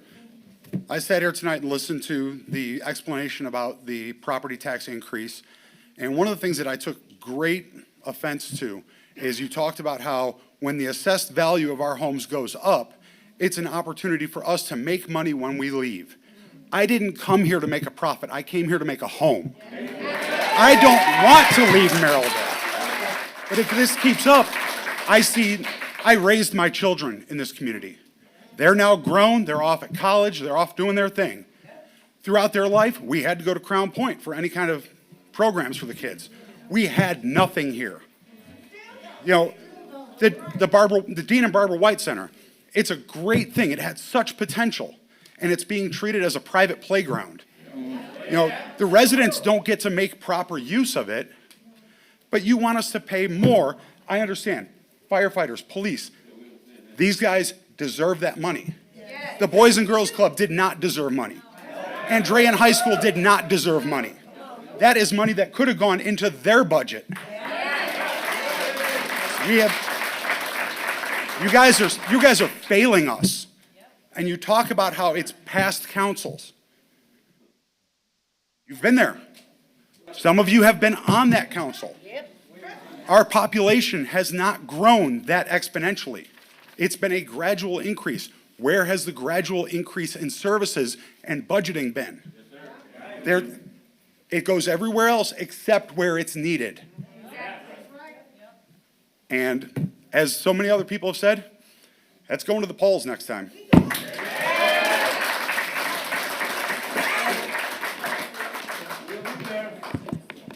Hi, Amy Schomburger, 6950 Delaware. I'm a homeowner. So my concern is that you're raising prices, but you're saying that you have it for the safety of the town. However, when we've asked for things like having streetlights, having sidewalks, having speed bumps by the high school, by Pierce, we've asked and you haven't delivered. We have people driving 80 miles an hour down our street, blowing both stop signs, but yet nothing has been done to stop that. We're concerned. I see people every day walking their dogs in the street and then a car zooming by. We have this construction going on and it's affecting my personal house right now, that storm drain, and yet we have this, they dug up the street and they shoved some gravel in after making a big dip in the road, and now cars are flying by. You hear the boom like they're about to sink in. You see it sinking in every single day. It's right across the street from my house, or right on the street. So when I pull out, I have to be careful not to hit the dip in the road. The stuff is still in my yard. They tore down, they said they were finished with the project, and now all of a sudden you guys can't tell me, hey, what's happening on with this project? I heard it's closed, and all of a sudden I'm seeing my house, and they just tore the fence down behind my house between me and Pierce.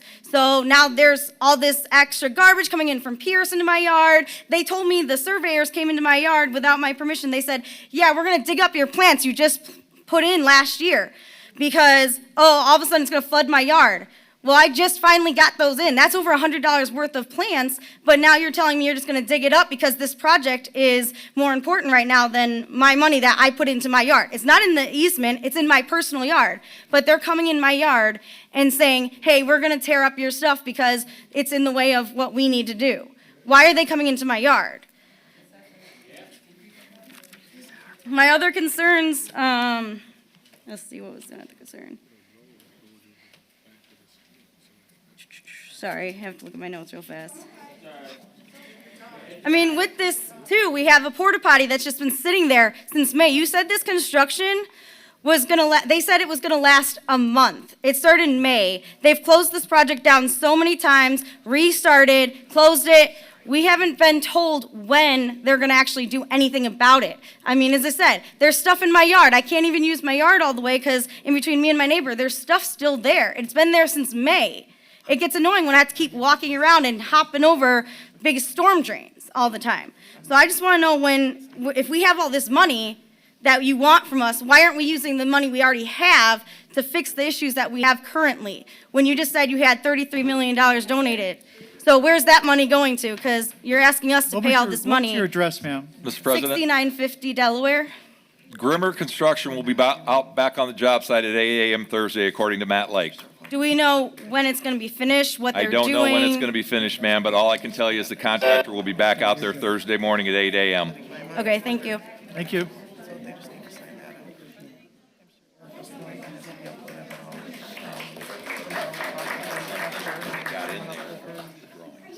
I'm just going to give you my name is Gray. Other people know me by a different name, but today I'm going by Gray. But that is part of my name, by the way. But anyway, the reason why I came here is because I got a notification that we're going to increase taxes like all of us do. And I'm certain that everyone in the council here has much more information than any of us do here, except for those who are close to the operations. And I understand that. But I also understand that the frustration and the rage of all of us citizens here who have been here a long time. I actually was there when Merrillville was actually made a town, and I'm the only one here. And the reason why they made Merrillville a town was that we wouldn't be like Gary. That was the whole point of Merrillville. It used to be Ross Township. You know, and I'm not saying anything bad about Gary, but Gary had numerous problems and became to escalate more and more as time went on because they were causing their own problems. And that's what I see here. I see that although you guys are trying to resolve some issues, you created other ones. And let's face it, I mean, if you give people breaks on other things where other people are suffering, I mean, we have, like the one person mentioned, that we have empty warehouses. I mean, that's not doing anybody good. Having a bunch of empty warehouses, you know? I mean, it's not helping anyone. And my question to you guys is, what's the justification? I mean, here we have these police officers right here, and we do need more police officers. You know that as well as I do. And firemen, we need good firemen. We need more firemen. And we understand that. But the problem is this. Can't you guys be more creative? Think of something new. Come up with a new idea, a new plan. Be an Elon Musk, for crying out loud. Come up with a new idea. You know how he does things? He breaks it down to what the necessary cost of each item is. And then after he does that, he says, okay, this is the cost of this. We're going to find out a way to make it cheaper. We're going to find out a way to do it better. We're going to make it better and cheaper, you know? And I'm not saying anyone likes Elon, whether you like him or not, he's still very successful. The whole point is this. You guys have an opportunity to be creative here and not just dish everything off on the constituents here. You know, you have opportunities. There's things right in front of your face that you probably aren't even aware of or you never thought of before, but they're somewhere. I'm not saying it's going to fall from the sky tomorrow or anything like that. What I am saying is that you need to think things through. You need to think things through and come up with other creative ideas. Now, if you're bound by someone, That's early. as far as, thanks, if you're bound by somebody, a contract or something like that, then why are you bound by those contracts? What did you do wrong that you allowed yourself to be in those contracts? Thank you, sir. You understand what I'm saying? Poor management.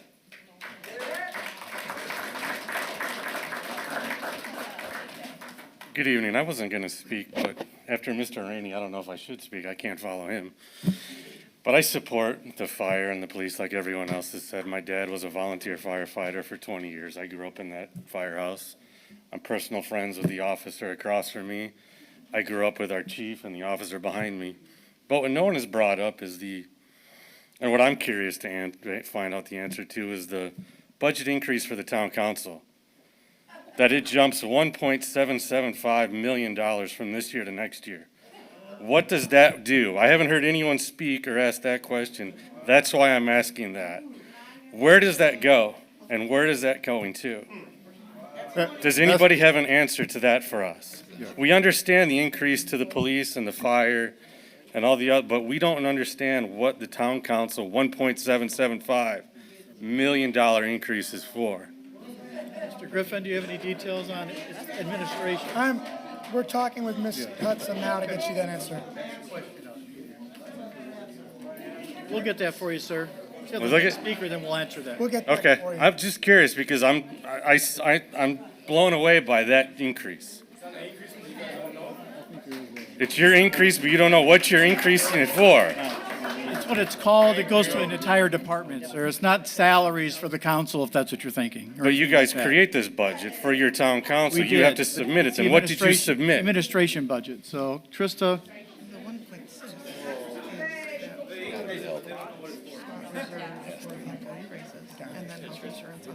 yeah. There's too much detail to it, you know? Mr. President, do you want me to Sure, respond, go if I ahead. may? Yeah. Thank you, Ms. Hudson. Mr. President, members of the council, Madam Vice President, Mr. January, sir. That actually is a placeholder.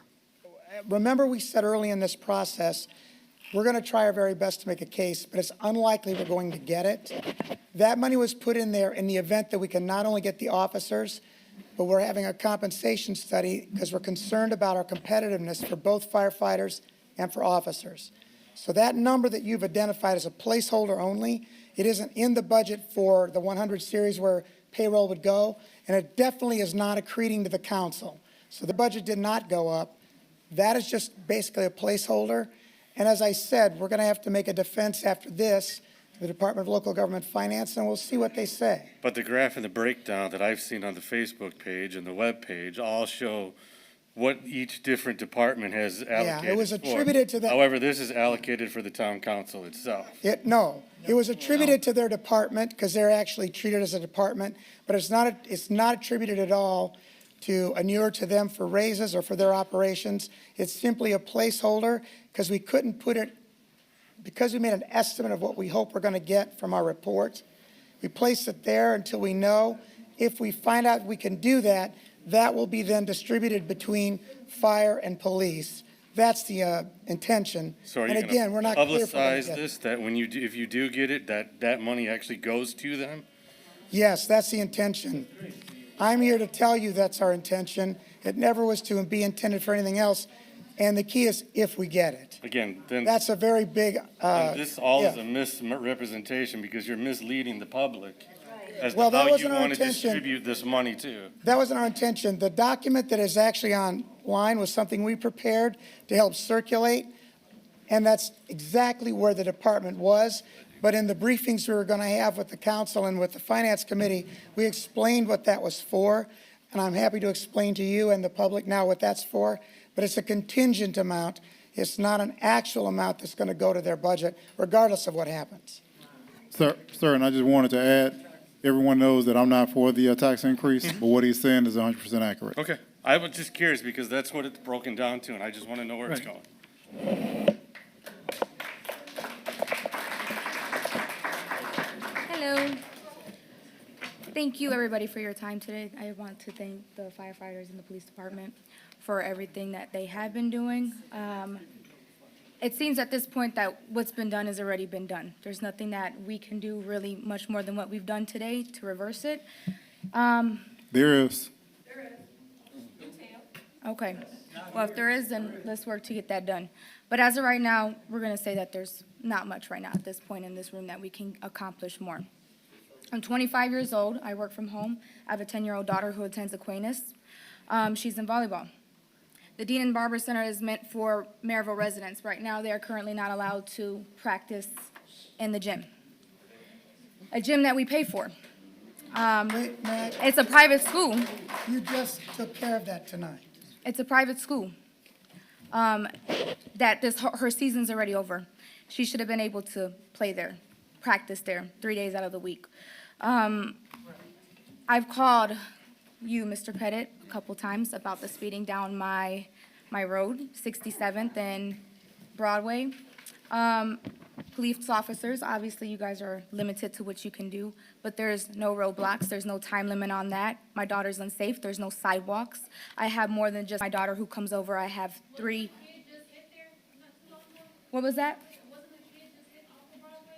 I don't know if it was off of Broadway, but I do know that, just like the woman said earlier, that they're speeding, going down. And you said earlier that you don't want to really interact with traffic stops anymore. But it's very important.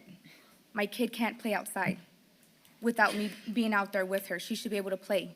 Her ball should be able to go in the street and not have to worry about people from the games, people from the town speeding through there.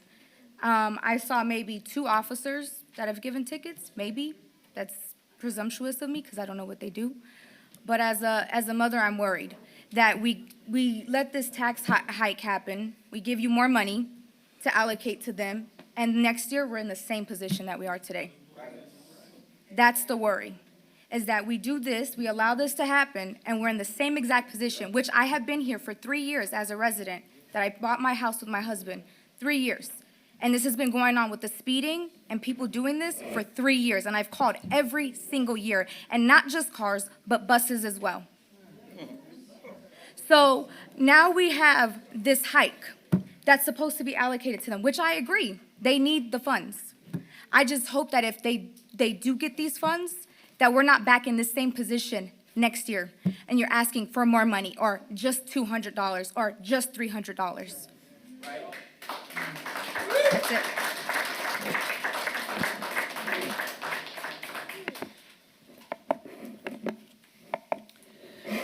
Good evening. My name is Susie, and I live on Madison Street in Merrillville. First of all, I want to explain to the crowd and specifically address Town Manager Michael Griffin. I don't think you guys realize the amount of talent that we have in him. I have known him since 2009 and watched his work in Highland. I want to state that I disagree with the tax increase, but the wisdom and the expertise and the knowledge that we have in him, I want to honor him publicly. And I also want to let you guys know, even if you disagree with him, that we have the very best in Northwest Indiana sitting across the room from us today. Also, I want to thank the 2 nay votes and my councilwoman for voting nay. I don't know if there's much more that I could add that hasn't been said already. A couple of points. I bet if we were to go line by line and pull apart the budget, which would take a very long time, we could see where we could spend better. I also have heard a couple of ideas, especially in regards to the police, that I think we could implement to save money. And what this council really needs, I kind of say it tongue in cheek, but with a level of sincerity, what you guys need is a single mom who was truly a single mom from a deceased spouse or otherwise to run this community, because if she can make it on little, she should be taking over the council and be president.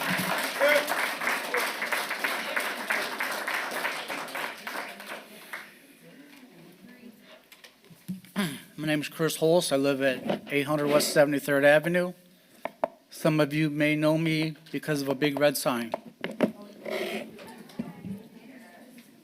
People here speaking tonight, they're talking about their lives. They're talking about making the ends meet. They're talking about their families, making a home here in Merrillville, while you folks are playing politics with everything.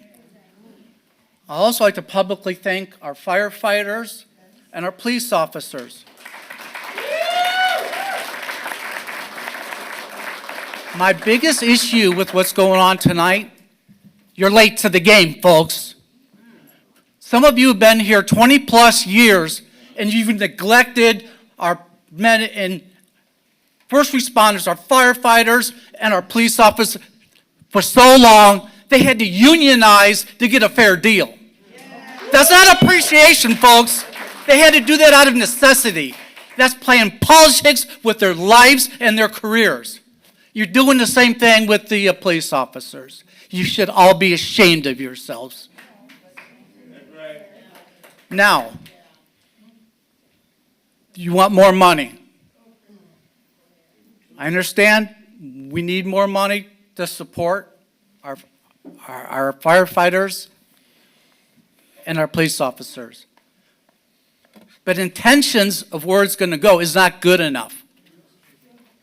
I heard intentions tonight. That's where we intend the money to go. That's a very easy out for where the money can go. And I've heard a lot of stats tonight. And one thing I know about stats, I can put a spin on any stat and make it look the way I want. That's what I heard tonight. I sat here one night and listening to some of the monies that had to be moved around in funds for different things. I'll never forget this because I thought, what the hell is going on? One night, there was appropriations moved for a mat for the Dean and Barbara White Center to protect the floor from MMA events. And also 2 vacuum cleaners. Shouldn't that be in the budget, folks? Why are we having to move money around for something like that? That's lack of planning. That's lack of leadership. And how many MMA events have we had since? 0. $50,000 mat sitting there, probably in this wrapper that hasn't been used, that could be used for some other resources. We are not using our resources wisely. We're not using them efficiently. No matter what the spin is up there, the folks of this community see differently. And now you want more money for the same folks who can't manage a dime? There's no faith in what you folks are telling us. Everyone in this room doubts exactly what you're telling us. And when we don't have faith in our leadership, there's something wrong. We need new leadership.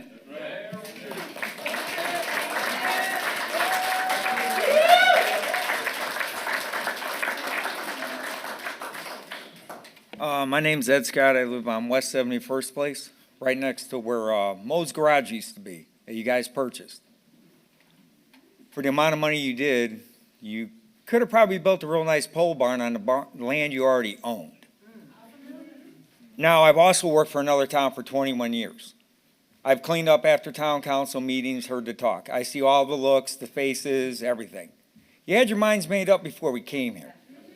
That's why all council meetings have all the comments afterwards. I know this. I worked for a town for 21 years. I currently work for Lake County Highway. Everything's already made up when we came in here. Small increase, everyone gets. But when that sheet listed and you mentioned, oh, this money, look at your watch, thank you for listening to me. There's my point. You had your minds made up. You already had it. When you post a graph showing $2 million to the town council and then we're told that's not going to go there. That's hard for people to swallow. But after 21 years dealing with councils for another town, you had your minds made up, should have just came in and said, hey, we're doing it. When our election for our ward came up, we had one person running, so we couldn't even contest against it. Now, Moe's Garage, you guys are using it fine. The people that work next door to me, very polite, very nice young men. Police, fire, I worked with the other town people all the time. They deserve the money. Itemized breakdown of where it's going and all the looks I see. You all want to go home. You're used to coming in here, no one hear you do your stuff. I've seen it for 21 years. Just be honest. Next time, hey, we're going to do it. You have no say-so. Be honest.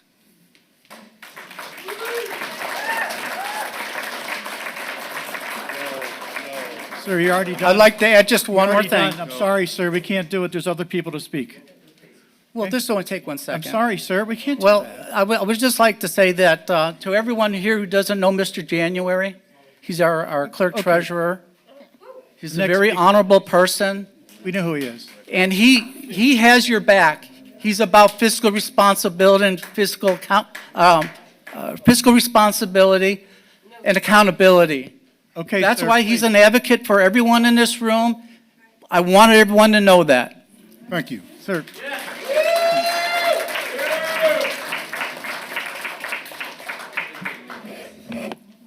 Hi, my name is Jim. I live at 7513 Madison Street. So living on Madison, I know the great job the firemen and the police do every single day. Do they deserve money? Yes. But when it comes to property taxes, I've been here almost 4 years. My taxes were very reasonable when I purchased the house. I even gave a little extra because the taxes were so reasonable. Well, lo and behold, the second year I live here, the taxes double. Holy cow. Third year, they tripled. So I went to the auditor's office and I griped about it. They took $200 off. Thanks a lot, guys. And now you're talking, oh, let's just raise it 200. You don't know what kind of difference that makes, especially people that are retired, disabled, on Social Security. That's all I got.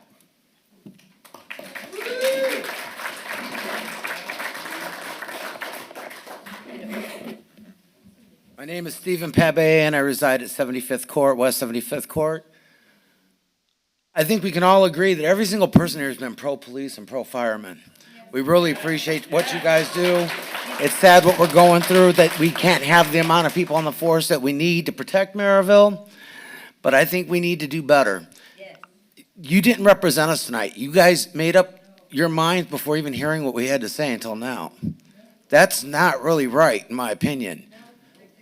So my question is to, I believe, Ms. Hudson over there. So if our houses are assessed, let's just say at $286,000, you said that's gonna be $107 extra a year only, and so that'll be split into two because we pay taxes twice a year. So would that be cut in half at $53.50 per installment? That math is correct, but please remember that those are based on this year's assessed values. I cannot predict for you, as I said earlier, I can't predict what your house value is going to do by the assessor's office. Right, which could raise it even higher than at that point if they assess us higher. Until you hit the 1%. So this is just a start. Until you hit the 1%. Until we hit the 1% and then we're capped. Then you are capped no matter what. Okay. So with that being said, when does this stop? What happens if the money is short again next year and the year after? I'm sorry? What if the money is short next year and the year after and there's not enough in the budget? I mean, are we going to keep raising it? Are we going to find ways around that cap? What's going to go on with that? The intention of the council is that they're planning now so that they don't have to do a jump like this again in the future. Can I predict the future? No. But can I tell you that they are planning this with a very detailed look into all of the needs that there are in the town, hoping to do this as a one-time scale? Now, with the 3% on businesses, is that going to make businesses not want to come to Merrillville then? Are we going to lose money there? I tried to say earlier, the list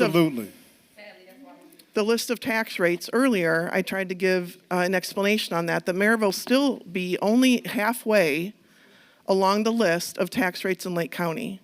So can I tell you what businesses will think of it? No. Do I think, in my professional opinion, that it will not be a huge deterrent? Yes. Because the rate is still low. Because we're talking about raising people, and everybody's on a budget here, obviously. There's a lot of people that turned out for this tonight. And if that falls through, where all of a sudden we start losing business, what, they're going to want to raise us again? It's going to be something else because it's not going to be enough if it don't balance. I hear what you're saying. I understand why you're concerned. And I think for our Merrillville members, not you personally, but all the rest of these over here, I mean, it would have really been nice for you to listen to the people because you work for us. That's why you're in the position you're in. And to actually have your minds made up before coming in here and not listening to us is a huge disappointment. That's all I have to say.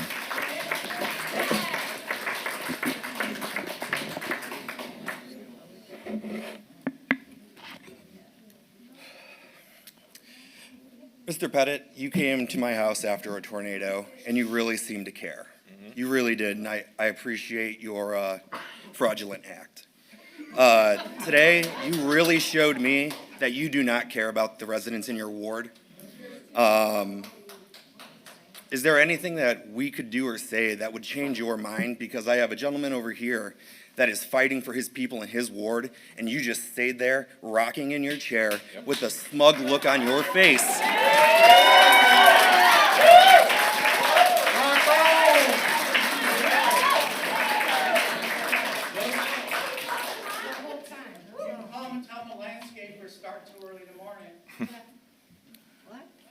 I support the police, I support the fire. Yeah, I've Thank been you. doing- We've already Okay, established that doesn't matter, Wait sir. a second. You had your turn, all you people had your turn, and you shoot arrows at us, especially Rick and I. You guys are gonna listen to me once and for all. You are really proving yourself now, sir. Look at the way you're talking to the people that pay your salary, dude.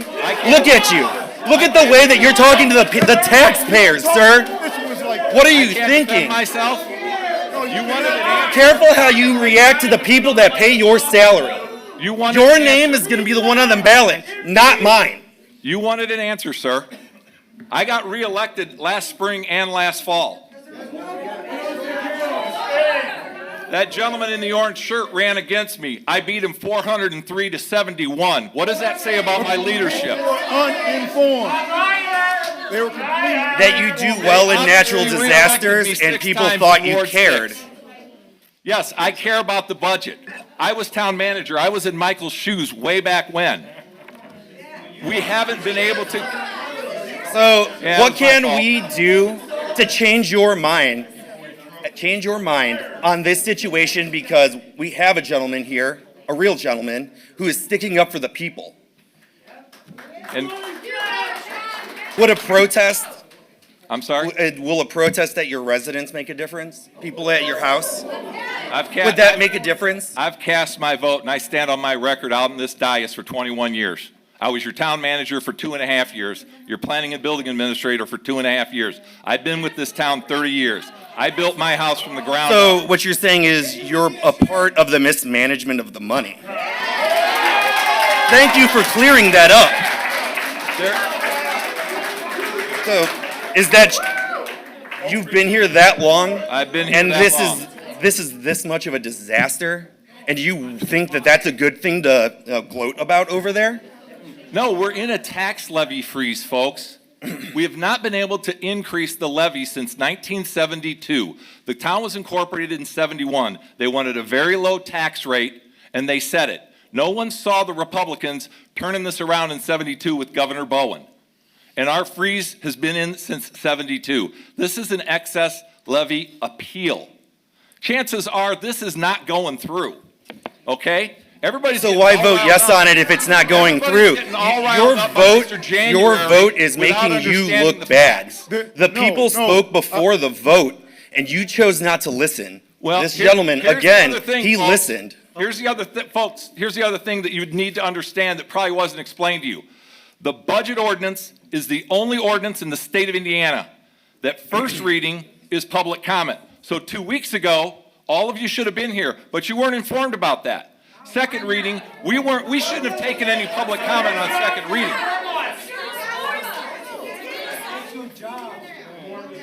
So why were we not informed, or is there a platform that I'm unclear of that we have?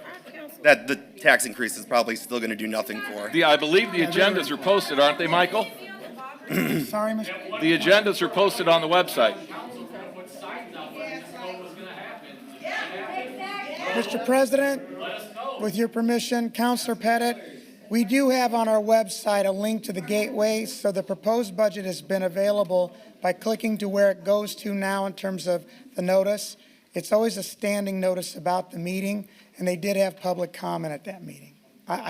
In terms of whether the notice was sufficient, we're doing what the law says with our resources. We think all the time, no. You guys do a newsletter. Was it in the newsletter? Was it? I'm not sure that it wasn't. Okay, because there are people here that are not tech savvy. I'm fortunate Finish enough up, for sir. that, but we have some people here that don't know how to navigate very well on websites, especially if it's Sir, underfunded. finish up, please. Go ahead, So comment. my question still has not been answered. Is there anything that we can say to you to have change your mind? Because we all feel wronged here, especially you being my councilman, my ward. You know, This is public comment, not question and answer, sir. thank you for your comment. Thank you. So I just want just a solid answer out of you. What could we do? Because I mean, we've already voiced our opinion. You chose to ignore it. I've cast my vote, sir. I stand by what's been presented tonight. So- Thank you. Yeah, it's really just an appeal. We have to see what the state's going to say about So it. this is my point. As the clerk treasurer, I spoke to people over the Department of Budget and Finance, and I made it clear to them, my number one concern, they like to say that this bill has a remote chance of passing. If it is a 1% or a 0.5% chance that it will pass, that is just far too much for me. Because there's no way that we can afford a 77% increase in our budget, and there are other things that we can do. All of us have expressed much of the same thing. There has been mismanagement, there's been probably some fraud, and definitely some waste, and people are too generous, particularly Pettit, with other people's money. That's a councilman, Mr. Pettit. Have a good evening. And we have got to change that before we come to taxpayers and ask them for one dime, no, 1 penny. Okay, go ahead, sir.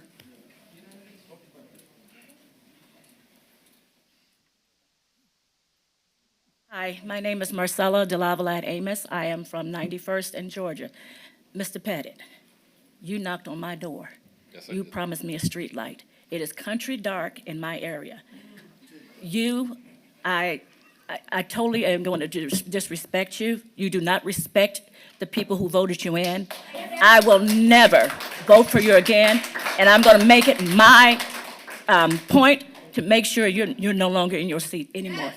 I am sick of that. I do agree with the police and the firefighters. I am a second responder with Red Cross, so I'm with them a lot at these fires. So yes, they do deserve all the money, but I'm going to make it my point. You're leaving. I promise you that.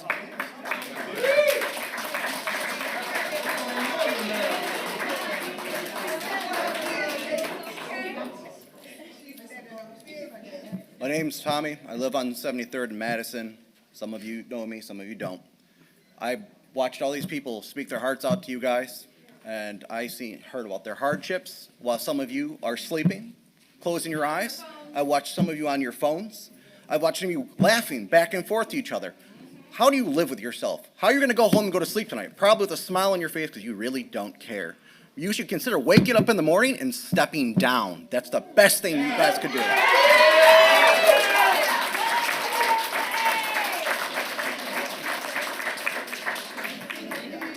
Let me just reiterate, my name is Gene Velasco. I am the judge of the Merrillville Town Court, and I support both firemen and the police department, and they do a great job. And as far as the goal of what we're doing, I'm for that. But what I'm against is just arrogance. People that speak out and just think that because they got elected and they got 300 votes, that they can do whatever the heck they want, you know?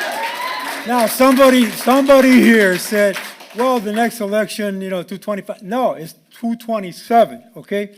So, 227, heck, we might not even be here. But, keep that in mind.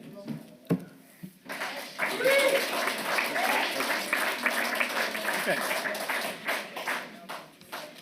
We'll move for adjournment, guys. So moved. All in favor? Aye. We're adjourned. Thank you all. Mr. President, we got to get this signed by all of you.